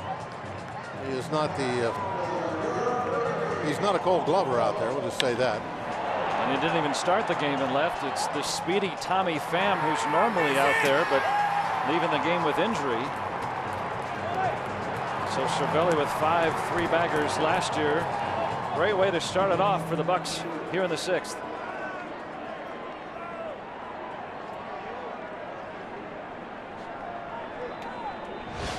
Now Polanco, infield in for St. Louis.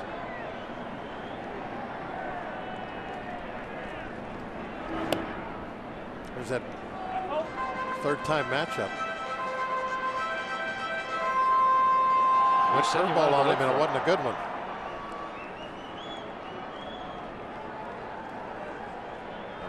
Polanco, that second time up, he kind of got himself out on hooks, chasing him downstairs.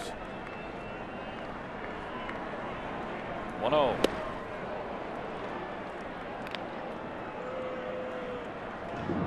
Molina always ready to throw over to any base.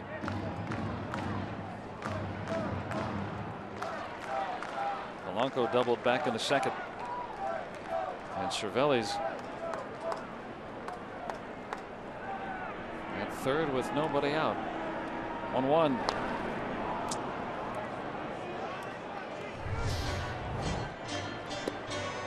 Got to stay on your toes with Molina. Yep. Well, that second strike was a curveball again. Downstairs, and Polanco couldn't square it up.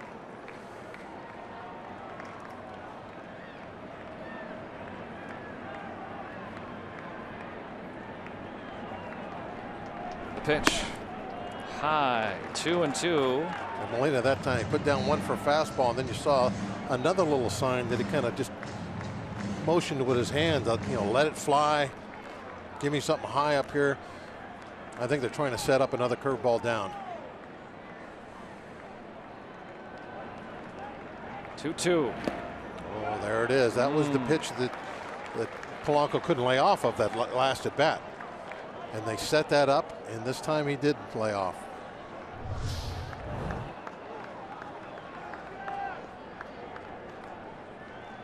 Now, last time up, he swung at 2 of those, same spot.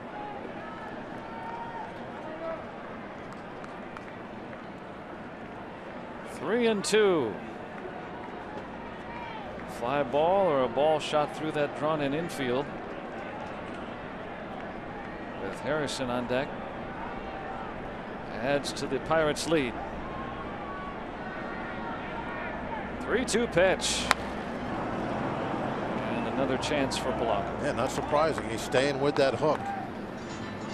That's his game plan against Polanco.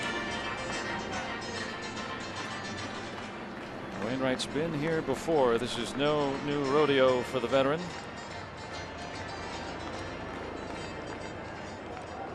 Wainwright's 5th opening day start. Another hook.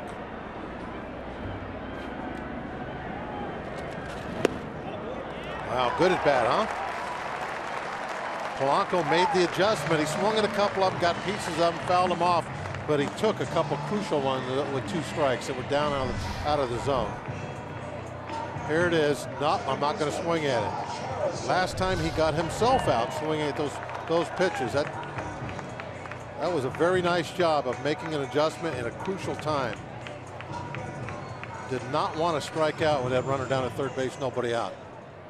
Never saw a strike. And worked the walk. 3rd issued by Wainwright. His 90th pitch upcoming to Josh Harrison.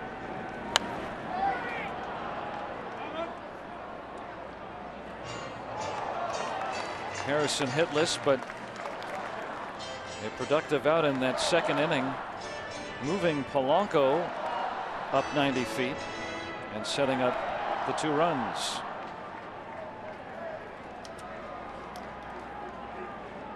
Sung Hwang Oh, played in Japan last year, the native of Korea. Fouled off again.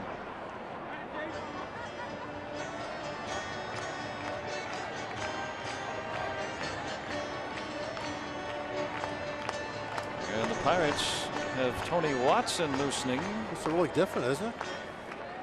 For the 7th inning. Clint Hurdle was saying before the game today that he may use Watson and then Phillies in the 8th if it's better matchup wise for Watson. And something that you really never saw last year, where Watson would come in to pitch in that 7th inning. But now it looks like with all the lefties coming up in the 7th, that's exactly what Clint's going to do. Going to bring in Watson to pitch to those left-handers, even though it's an inning earlier than what he's used to. And if you want to go deep into it, the only right-handed bat that would pinch hit for Wainwright is Eric Fryer, who's now their backup catcher. They're not going to use him. No, I wouldn't think they would. So 3 straight left. Lead with their backup catcher, their only backup catcher. Usually the backup catcher is the last man off the bench.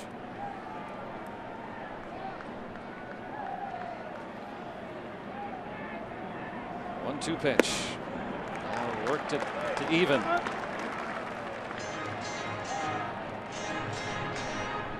Leadoff triple for Cervelli. Wainwright walking Polanco on a great at bat. Harrison falling behind early. Has worked it even. Infield still in. This will be deep enough to get the run home. And a sacrifice fly for Harrison, and Polanco thrown out trying to get the extra base. 3-0 Pirates. A good at bat, really fighting, trying to get something in play, and got it deep to the outfield. Very good job by Jay Hay. And the Pirates, who really were very aggressive on the bases in spring training. Polanco trying to move up here, and Pirates are saying there was no tag. They're gonna challenge this. Yeah, I'll tell you what. Initially, there was no tag the first time. I don't know about the second time. Misses him right there and gets him on the knee. Now, was his foot on the bag when he tagged him on the knee? Well, this could be a big swing. The Cardinals used their challenge early in the 1st inning. And he did not tag his foot with he got him in the knee. Let's see what the paying umpires think. There's the miss. But now, was the tag on his knee before his left foot hit the bag? I don't know. Here, we'll get a look at it here, I think. There's the miss. Is he on the base, though, in the middle between his rear leg and the front leg. This might take a little while. There's a lot for him to look at here. And remember, it's got to be. Didn't tag him there. There's the tag. His foot's on the base. He's on. But he stayed with the tag as he kind of came off, perhaps. I don't know. Perhaps. Yeah, it's got to be decisive. This is going to be a tough call. I mean, think how tough that call was to make live when you're out there. Trip Gibson out there at second base. You know, we've looked at it like 4 or 5 times and we're still not sure. If it's not conclusive enough, yep. And we'll see if it stands or is confirmed. I can certainly understand why they stayed with the out call. Yeah, that's worth challenging, though, I think, too. They're going to confirm the call. Yeah, I think you're right. I think the way I'm looking at it now is he laid the tag on his knee, kept it there, and he came off the base just enough for the out. And for our younger audience, if you play ball, always keep the tag on. That's why. Especially if there's video replay. Yes. In your little league, if you've got it.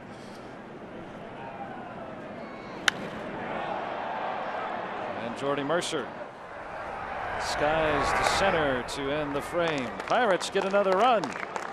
Through 6 on opening day. 3-0 Buccos.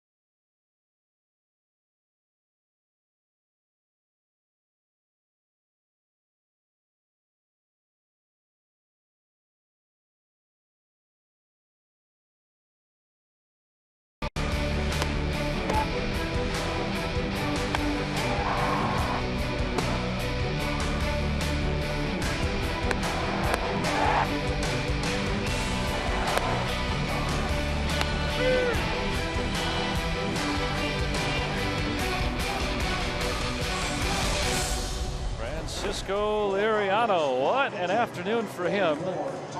Started to run into a little trouble command-wise late, but hey, 6 shutout innings and 10 Ks on opening day. Yeah, absolutely what you're looking for there, especially after he had kind of a spring training where pitch count would get out of hand with him. He came out extremely efficient early on. 10 of 26 first pitch strikes. But when he can get ahead in the count, he really will get a lot of chases now on that off-speed stuff out of the strike zone, and that racks up a lot of strikeouts for him. And Tony Watson is on to face Jeremy Hazelbaker, making his big league debut.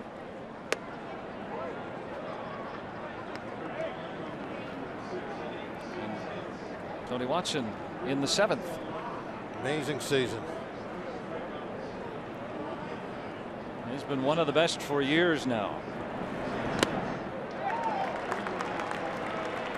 And Clint Hurdle, talking with reporters before the game today, alluded to this. He said you know, if there's a situation where Tony Watson may be better suited to face, he said matchups, but you'd think 3 lefties due up in this inning. Well, yeah, 3 lefties in a row. I mean, this is, if you're going to do it, this is when you're going to, for sure. Now 2-2, but he spoke of his confidence in Neftali Feliz to pitch in high leverage situations. And so to use Watson here, I mean, this is prime territory.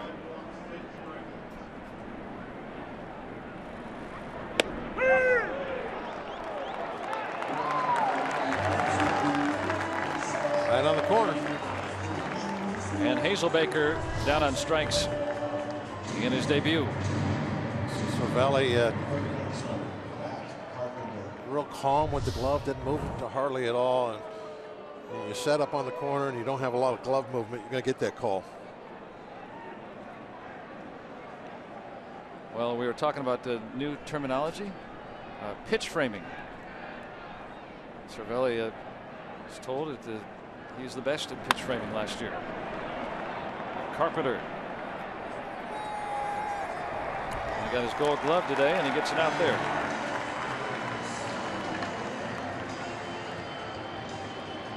Reminder today, got a full day of sports for you. Who doesn't love some sports? Bucks and pucks.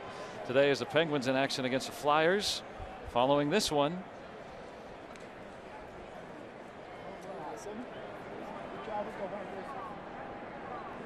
and a beautiful opening day. Sunny, very chilly, but a 3-0 Pirates lead. That's what makes it beautiful. Matt Adams, 3rd straight lefty in the order. If this is our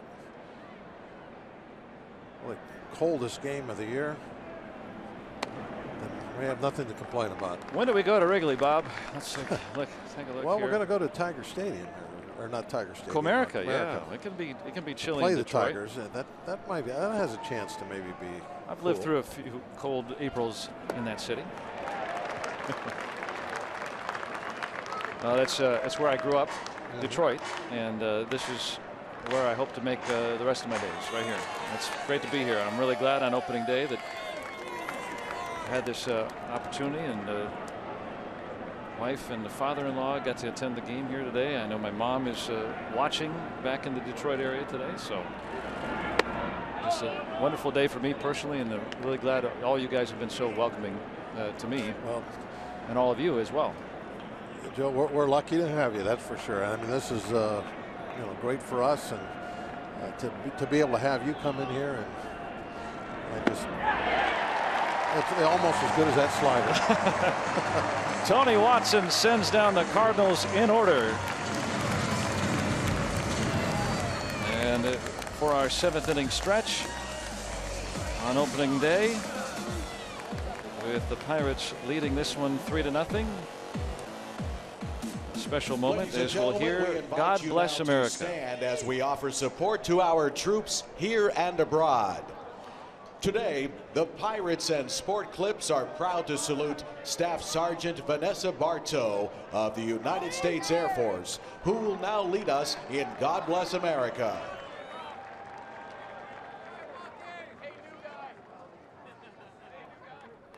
God bless America, land that I love. Stand beside her and guide her through the night with the light from above, from the mountains to the prairies, to the oceans, white with foam. God bless America, my home, sweet home. God bless America, my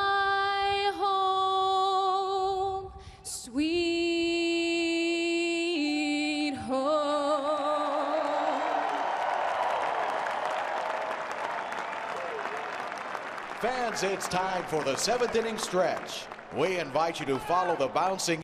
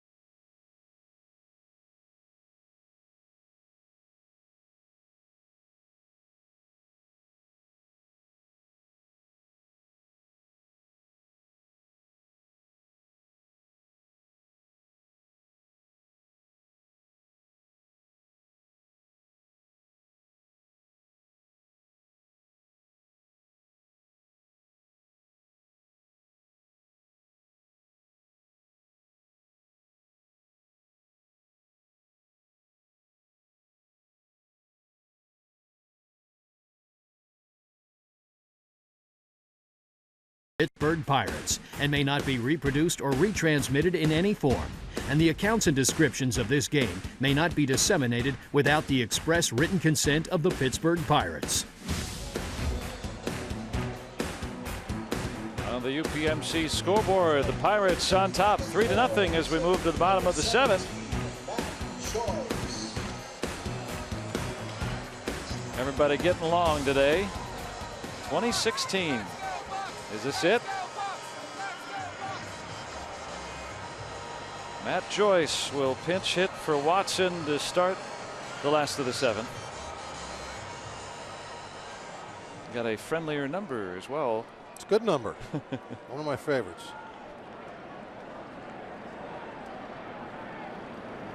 Oh, delivers low.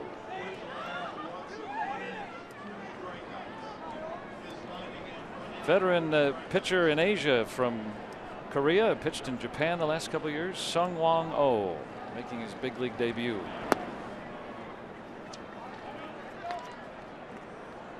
At age 33. Pitch went to the backstop. Yeah. Souvenir. We'll make sure that they put it out of play. Well, Matt Joyce making the roster as a non-roster invitee. The Pirates also selecting the contracts of Corey Luebke and Cole Figueroa today as well. Joyce takes a strike. Nice veteran bench.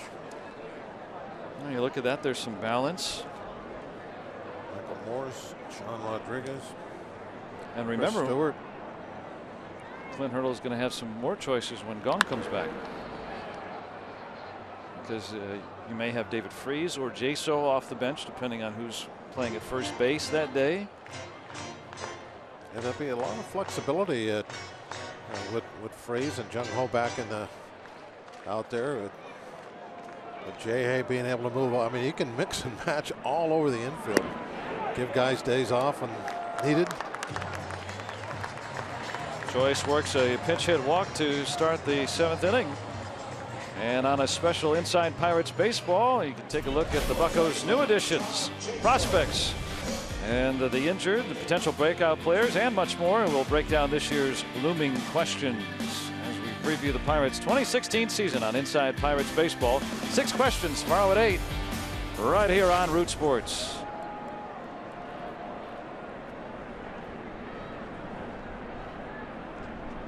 Now Jaso singled in a run back of the 2nd.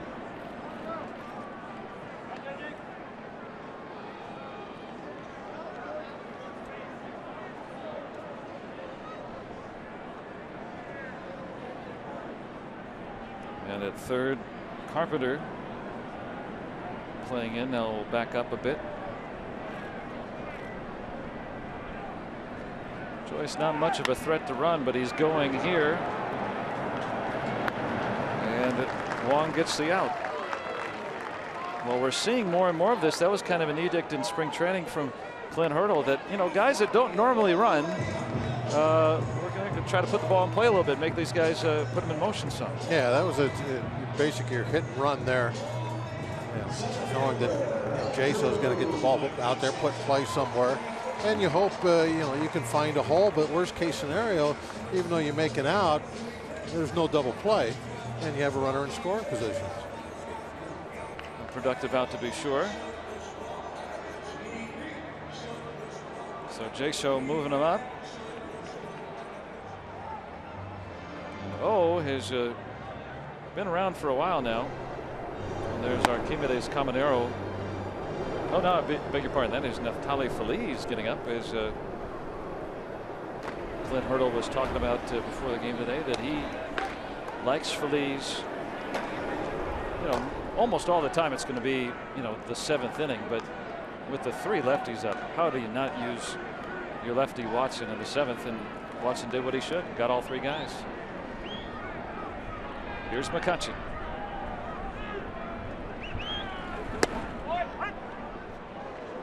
One day into his role as the number 2 hitter, he batted with the bases clear, 1 out to start the game. Then had a chance with 2 men on and 1 out in the 2nd, and then led off the 5th. Now another runner in scoring position here. Kind of hitting in his traditional 3 spot this inning. Ah, yes. 9, 1, and 2.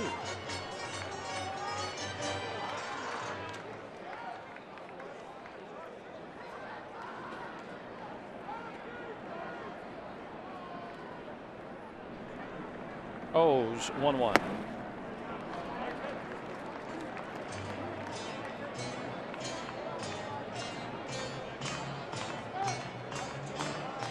Oh, born in South Korea, played with Hanshin in Japan the last couple of years.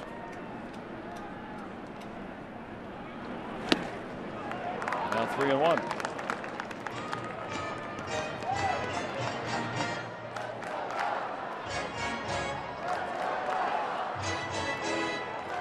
Joyce at second after the walk. Kind of told not to give Kutch anything to hit. David Freese not too shabby to follow. He's got 2 hits today. One at 90 from O. Even that pitch just kind of borderline. You saw Molina jump outside, give that target.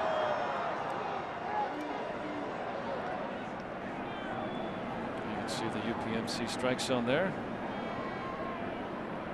Staying away from him. And he walks McCutchen too.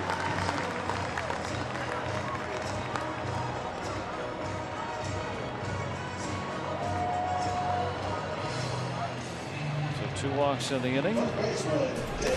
Let's take a look at our Nissan road ahead, and day off for both teams tomorrow. That was the just in case day, in case we had bad weather today. John Neese gets the nod, another lefty, and then Juan Nicasio, who makes the rotation for the finale on Wednesday against the new Cardinal Mike Leake. We'll have that for you on Root Sports on Wednesday. David Freese, a couple of singles, and really looked at it diplomatically today. Facing his former team, where he grew up, the Cardinals. He grew up rooting for the Cardinals. He's friends with these guys. He worked out with these guys this year before he signed with the Pirates.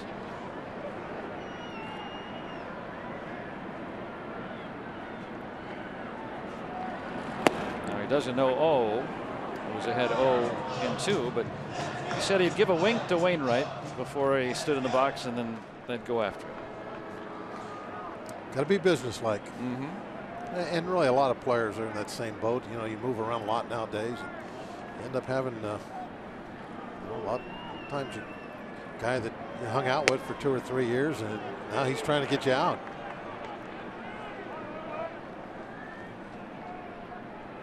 Could have been a locker mate. But there's a lot of movement in modern baseball with players Well, moving even different countries. Oh, no doubt. The game is global now.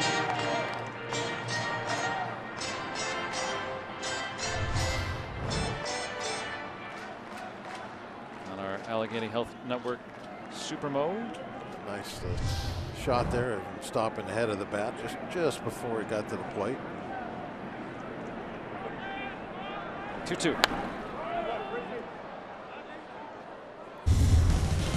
Now flashback 2011. David Freese. He says he doesn't have to buy dinner in St. Louis. And that was a strike away from winning it for the Rangers, and then the Cardinals go on to tie the series in the 11th on the Freese home run. And of course, they win the next day, October 28th, 2011. You know why I remember that? It's the day I got married. Oh, okay. You won't be forgetting that one. I stayed up that night, you know, not regretting my decision, but just, you know, general nerves.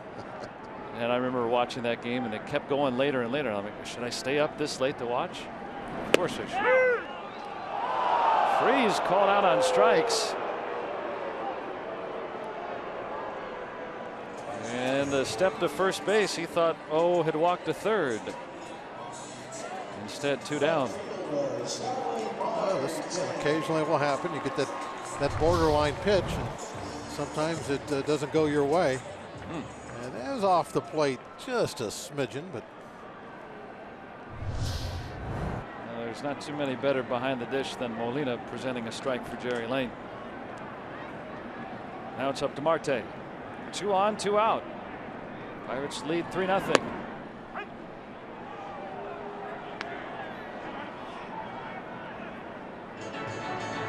Marte has lined out twice and then bounced into a double play. He's hit the ball hard, pretty hard all 3 times.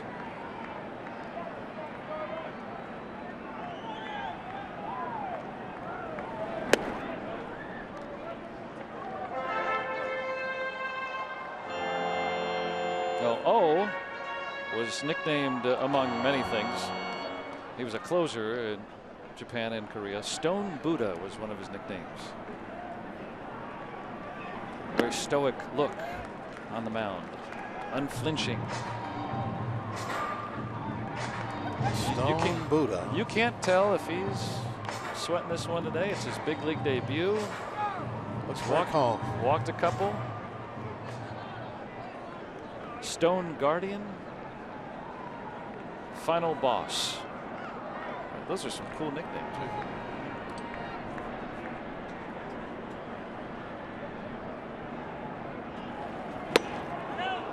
2-2.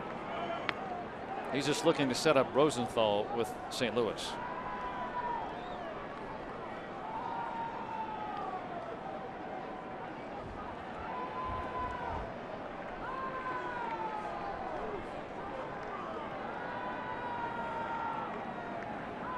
Two.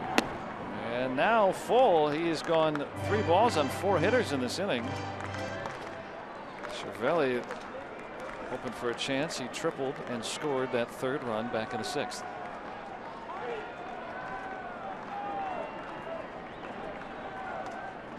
Runners will move. 3-2. Strikes out Marte on that good slider. 8th inning coming up. Pirates still on top.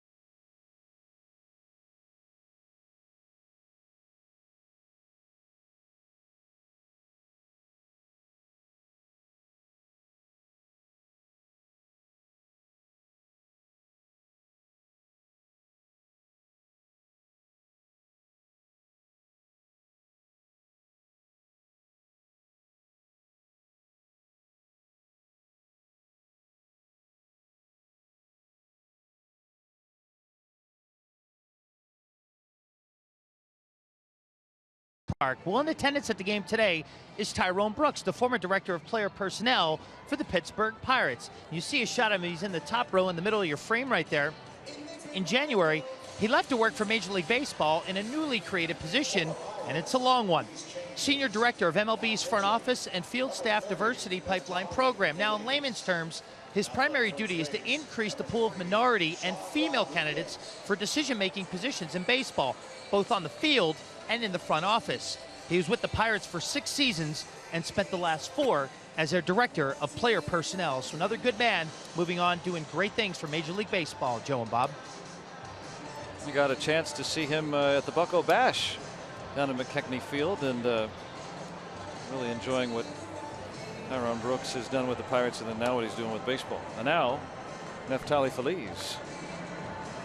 Feliz, really a good track record.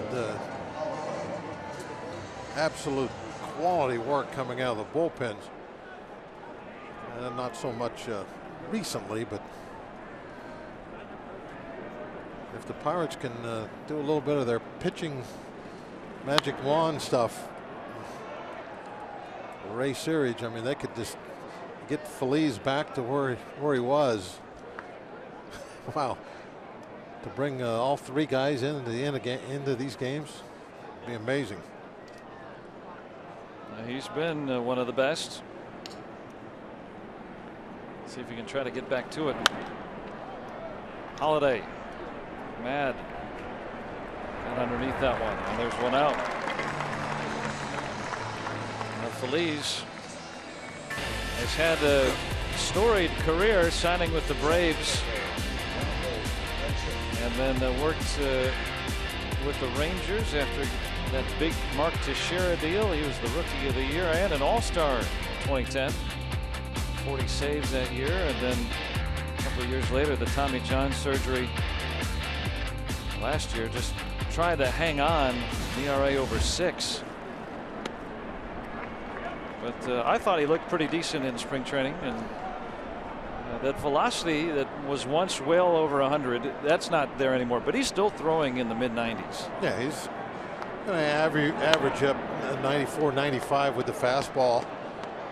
That's going to be where it kind of sits at. The right-handers will see a lot of sliders, and the lefties will see a lot of changeups. And Grichuk singled back in the 4th. And strike 3 call.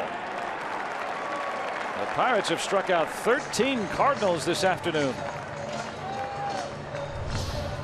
It's kind of like that breaking ball that Freese took for strike 3, just a little bit off the edge, but as I said then, sometimes with 2 strikes that pitcher will get a call and you got to walk back to the dugout. Kind of like a little bit of a roll of the dice when you take a close one with 2 strikes. Tell you what, Clint Hurdle talking about this earlier. If you're just joining us and you're saying, well, where's Tony Watson for the 8th inning? Well, he pitched the 7th because the Cardinals had 3 straight lefties coming up. And Hurdle had talked about that with reporters before the game today. And he said he likes Feliz in these high leverage situations. I mean, Neftali Feliz, first game as a Pirate, trying to protect a 3-run lead in the 8th inning. Yeah, I think it makes all the sense in the world to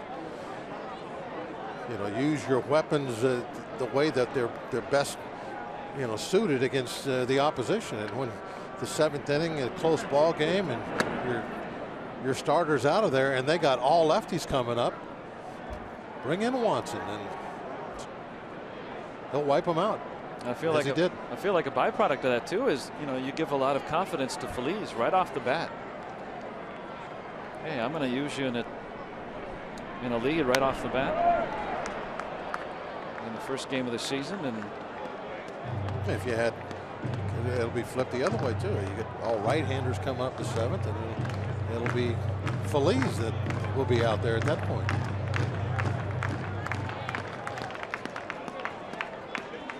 Cardinals, one of those teams very left-handed late in lineup. 2-2. Toward right. And Polanco runs out of room.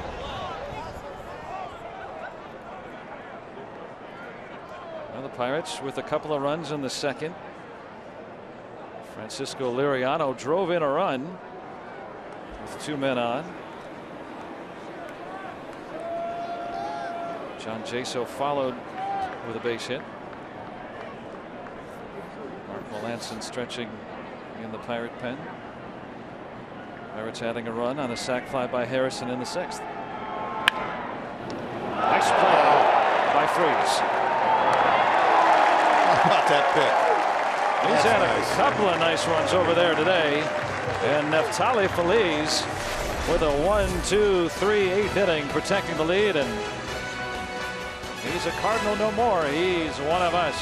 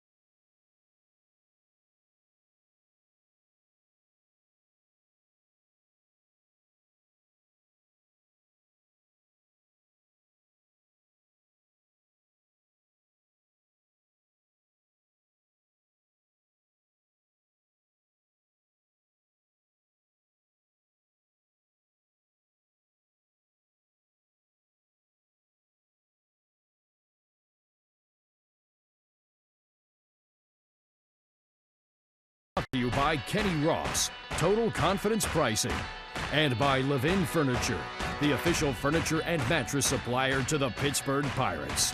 For the best quality, service, and value, shop Levin's. Let's go Bucks! On our UPMC scoreboard, on opening day, the Pirates have a 3-0 lead. What a great day it has been. Snow this morning, sunshine all day, and a Pirate lead since the 2nd. And Seth Maness now on for St. Louis. Yeah, Maness's numbers, he gives up quite a few hits with that opposition batting average up over 300.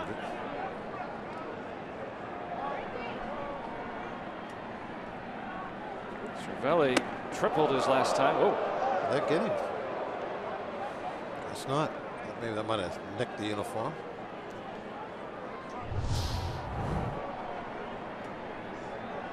First he wanted time. That time he got it. That time he got time.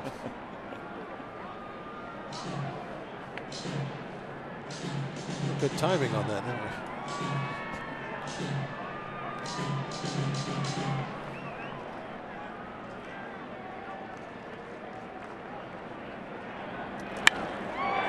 Base hit for Cervelli.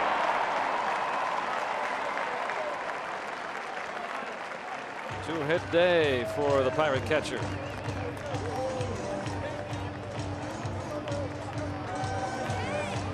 And we are sold out today, 39.5. 39,500 here today. Year one.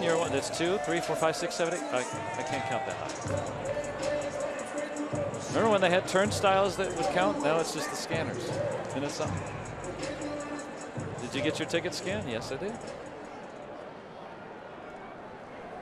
They're all over the place today, and everybody is sticking around. They want to see a Pirate victory on opening day. And the whole baseball world watching as the first pitch flew here in Pittsburgh.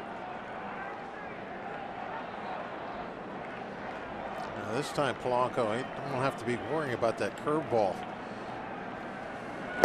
Dennis throws almost all fastball changeups to left-hand hitters. That was looked like a circle change he threw there for a strike. Even a count at 1-1.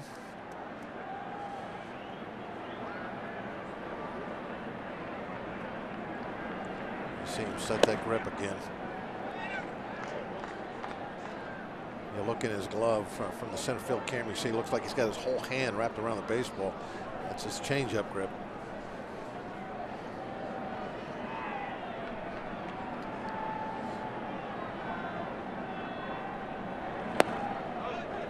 Now, does he bury it all the way back in there? I mean, that's kind of like a palm ball then. If you no, it looked like it's. It looks like it's a circle change. But I mean, when you're looking from the center field camera, all you can see is all the fingers in the back of his hand. I see. Oh, now that tells you a little bit more. There, that's fastball.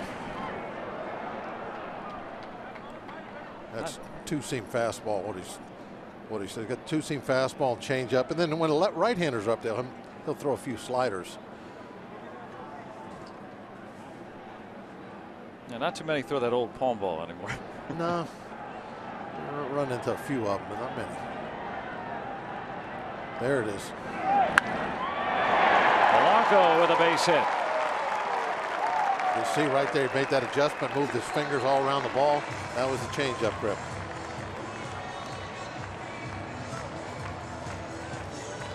Nice job by Polanco taking that off-speed pitch, the straight changeup, not getting out there and trying to pull it, just right back where it came from.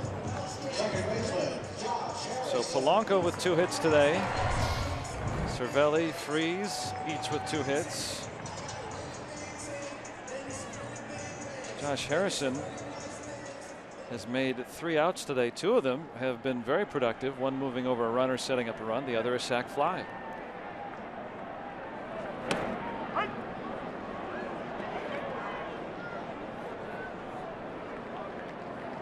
Hey, it's one day, but I've enjoyed the way this lineup looks. It's definitely put together a lot different than it was last season, and it'll probably evolve a little bit. I mean, very seldom do you see a lineup just stay. Josh Harrison has been the unselfish guy today. Yeah, absolutely. He's done the job many ways already. Moving runners up, sacrifice fly. That was a great at bat too that he had when he hit that sac fly. Really battled.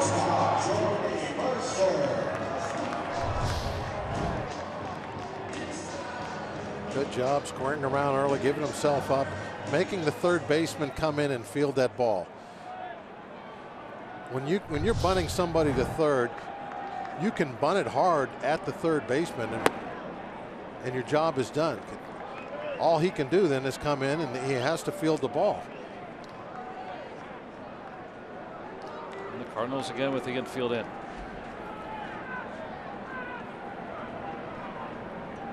Mercer 0 for 2 with a walk, scored a run. Squeeze is on.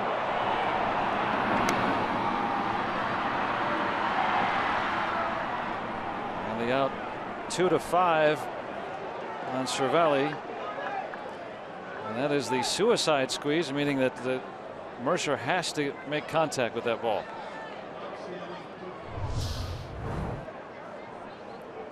Not that easy to do. Did get a strike to hit, but no contact. Goes down as a caught stealing on Cervelli. Polanco on to third.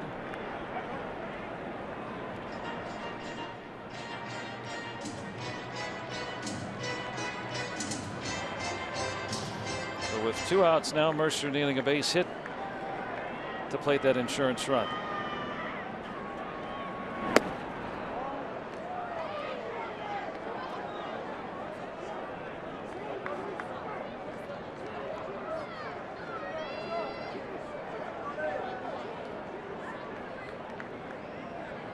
And now we need a clutch 2-out hit. And nope, that one's going to go a little foul.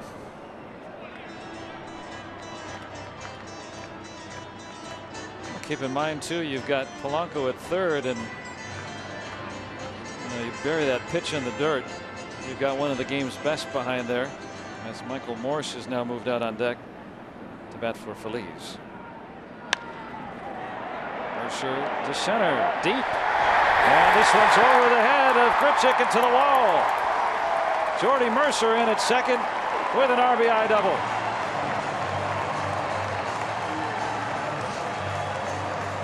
That'll make Mercer feel a little bit better after the botched squeeze attempt, being able to drive that ball into the gap.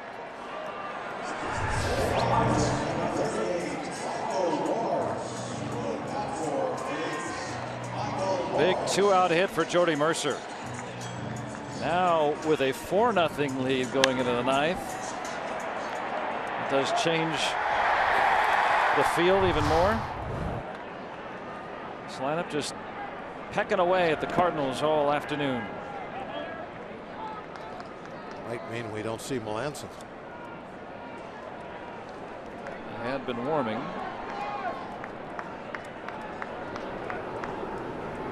Now Caminero has just started to get up and joined him.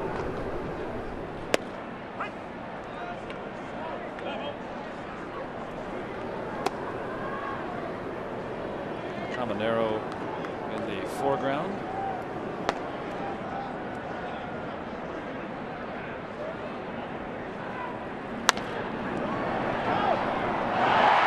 Wong can't get it, but he'll recover in time for the out.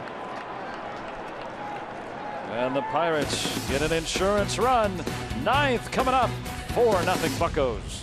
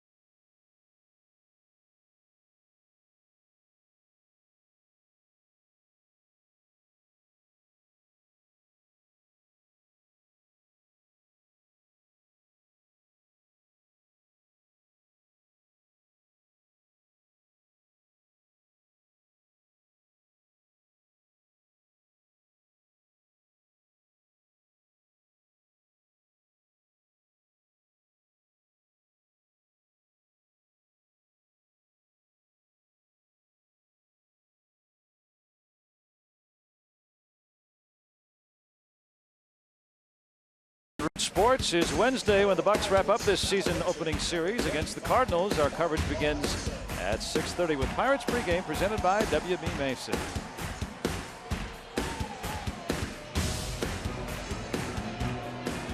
Here we go, ninth inning, and Mark Melanson coming on as the Pirates are on top 4-0. Just 3 hits for St. Louis here for the opener. Yeah, no save situation for Melanson, but he would still love to come out here and keep the shutout intact. And before the game, Kent Colvey and Elroy Face, 2 great relief aces for the Pirates, joining the third. Melanson, 51 saves, a Pirate record, and leading all of baseball last year. Oh, just an incredible season for Melanson. As far as what we saw in the month of March down in spring training, I mean, he is right there. Look good, look sharp. He allowed nothing. 7 outings, just a couple of hits in spring training. This pretty much 1, 2, 3. And he'll face Molina, Wong, and Jerko 6, 7, and 8 here in the Cardinal ninth. Cardinals with a couple of rallies. They loaded the bases with 2 outs in the 4th and with 1 out in the 6th. And Liriano got out of both jams. Liriano went 6 and struck out 10, walked 5. Watson a 1, 2, 3, 7th. Phillies a 1, 2, 3, 8th. And strike 1 to Molina. Yeah, there's that true cutter, 90 miles an hour. You see the little movement as it moves away from Molina right at the last moment. It's always been Melanson's bread and butter pitch.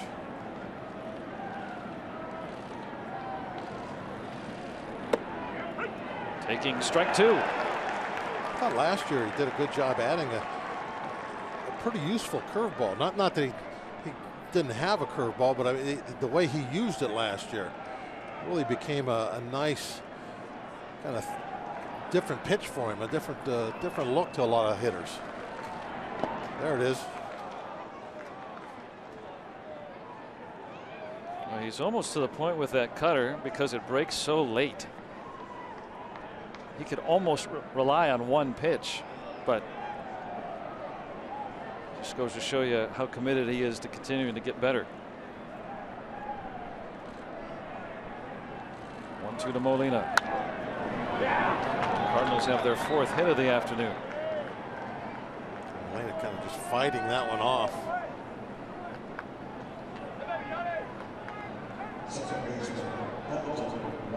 And Colton Wong 0 for 3.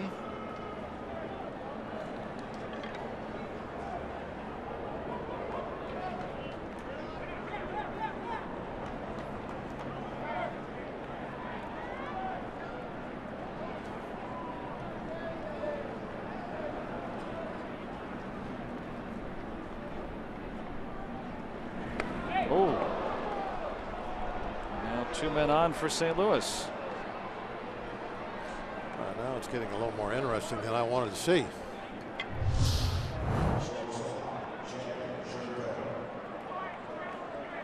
Wong just taking that off that elbow guard of his.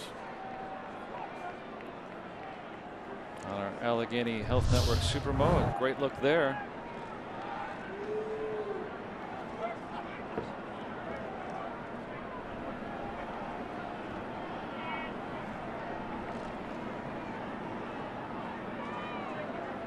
Jerko 0 for 2 today. He's got some power.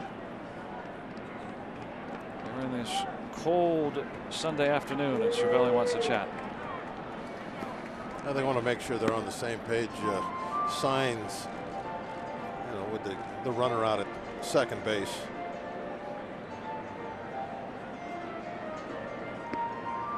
There's Brandon Moss on deck. He would bat for Manus. Hey, get back into those left-handed sticks again once you get by Jerko.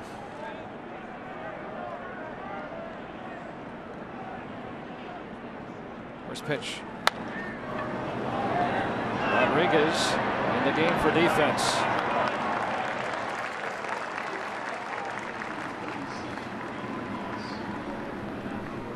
That looked like a tough little ground ball, didn't it?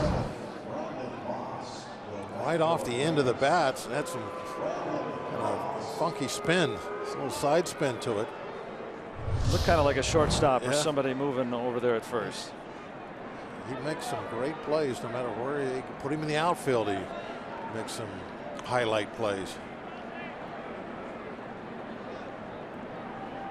Brandon Moss came over midway through last year.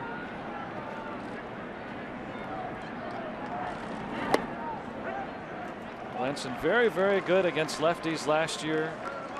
Anyone in baseball that pitched 30 innings, he allowed the lowest slugging percentage against lefties in all of baseball. And he's a right-handed pitcher. That's that cutter. He runs in on their hands. It keeps that ball off the head of the bat. And a lot of times if you do get out there and get the head of the bat to it, you're just going to pull it foul. It's that pitch right there that just ties those left-hand hitters up as far as pulling the ball and driving the ball to right. Now, if he makes a mistake with that pitch and leaves it over to the middle part of the plate, but Blanson doesn't make too many mistakes with that cutter. Two and one on Moss.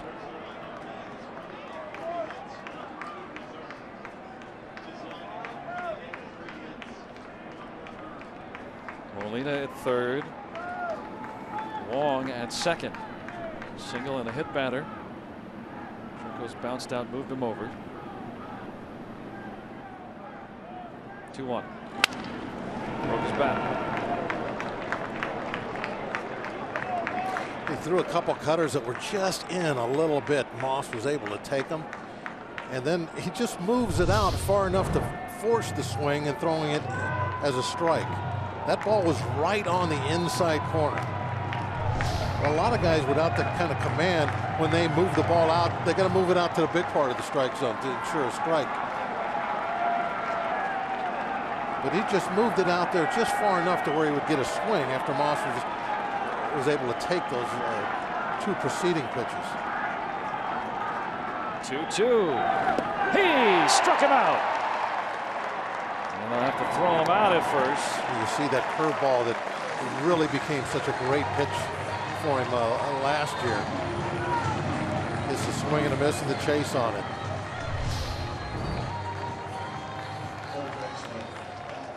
You know, he's just tying you as a left-hand hitter, tying you up. Ball's on your hands, on your hands, on your hands, and you're thinking in your mind, I gotta get out there and get the head of the bat to the ball because everything's coming in at me. And then he drops that curveball, and you're way out in front. You get, and you look bad with a really ill-timed swing. They're all watching the Pirates and out away from victory. Matt Carpenter bunting.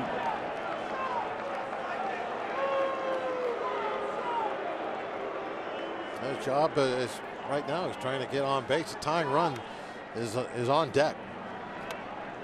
He's thinking maybe he can get the tying run to the plate with a bunt. Matt Adams is on deck.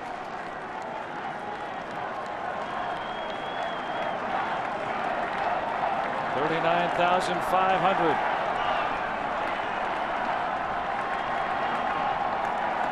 Here's the 0-1. Broke his bat, but it's foul. And now the Pirates a strike away from victory.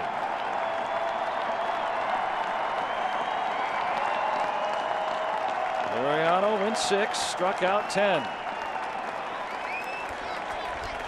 And Mark the Shark trying to lock it up for him.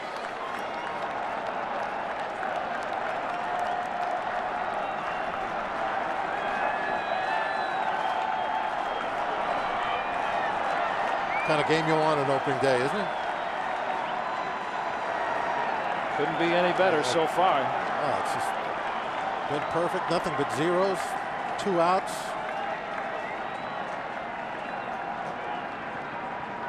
Melanson's 0-2. Nice job by Cervelli.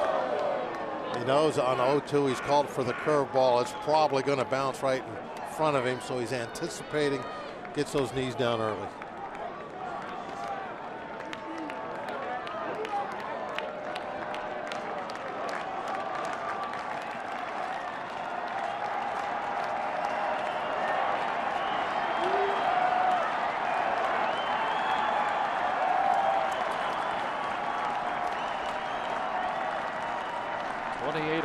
A year ago from Carpenter.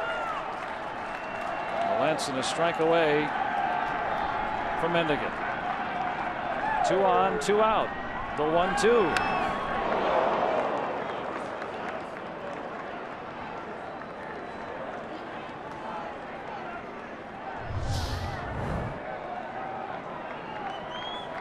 Cutter right on the hands.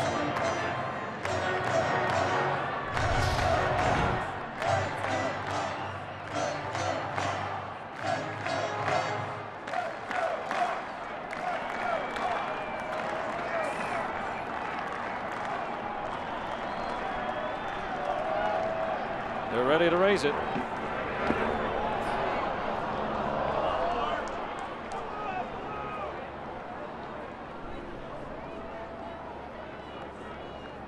Carpenter showing a little bit of restraint, isn't he? A couple of pretty good hooks when he's behind in the count. That's a good hitter there, Carpenter.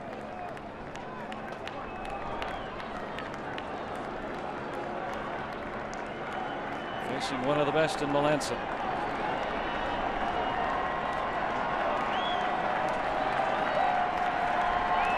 Two-two pitch. Fouled away.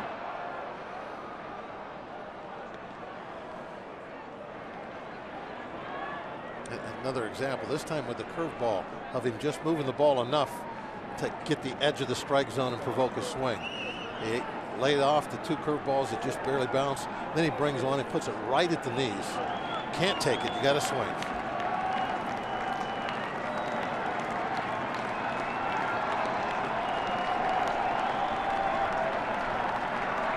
Seventh pitch upcoming.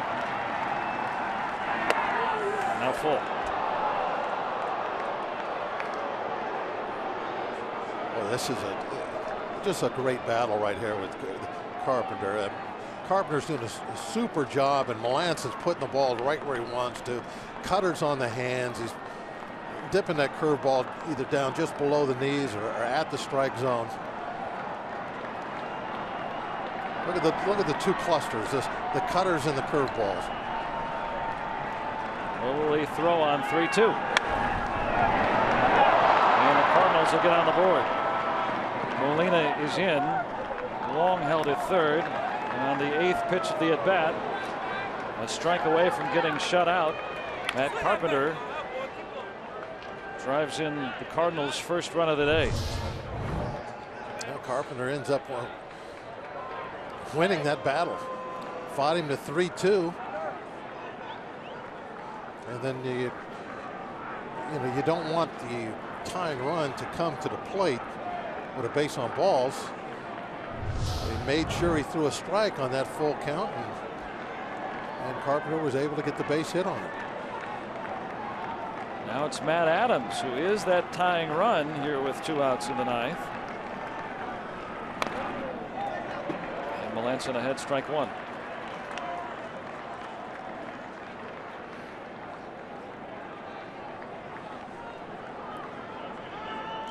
He's 1 for 6 in his career against Melanson with a home run.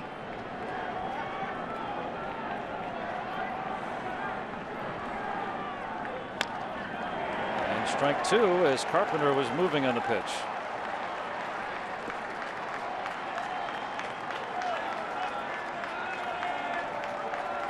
The Pirates are ignoring Carpenter. He can do whatever he wants out there. The only guy that they have any concern with right now is Adams. He represents that tying run.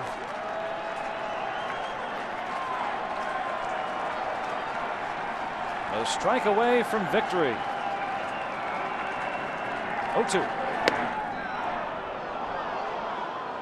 With that high fastball, Carpenter jogs down the second base.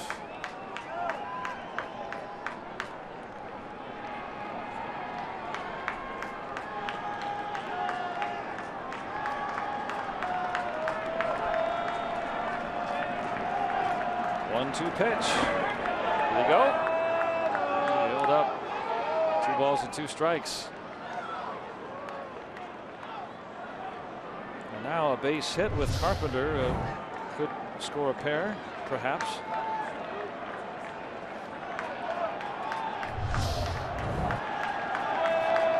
One strike, and the Pirates are 1-0. 2-2. Full again.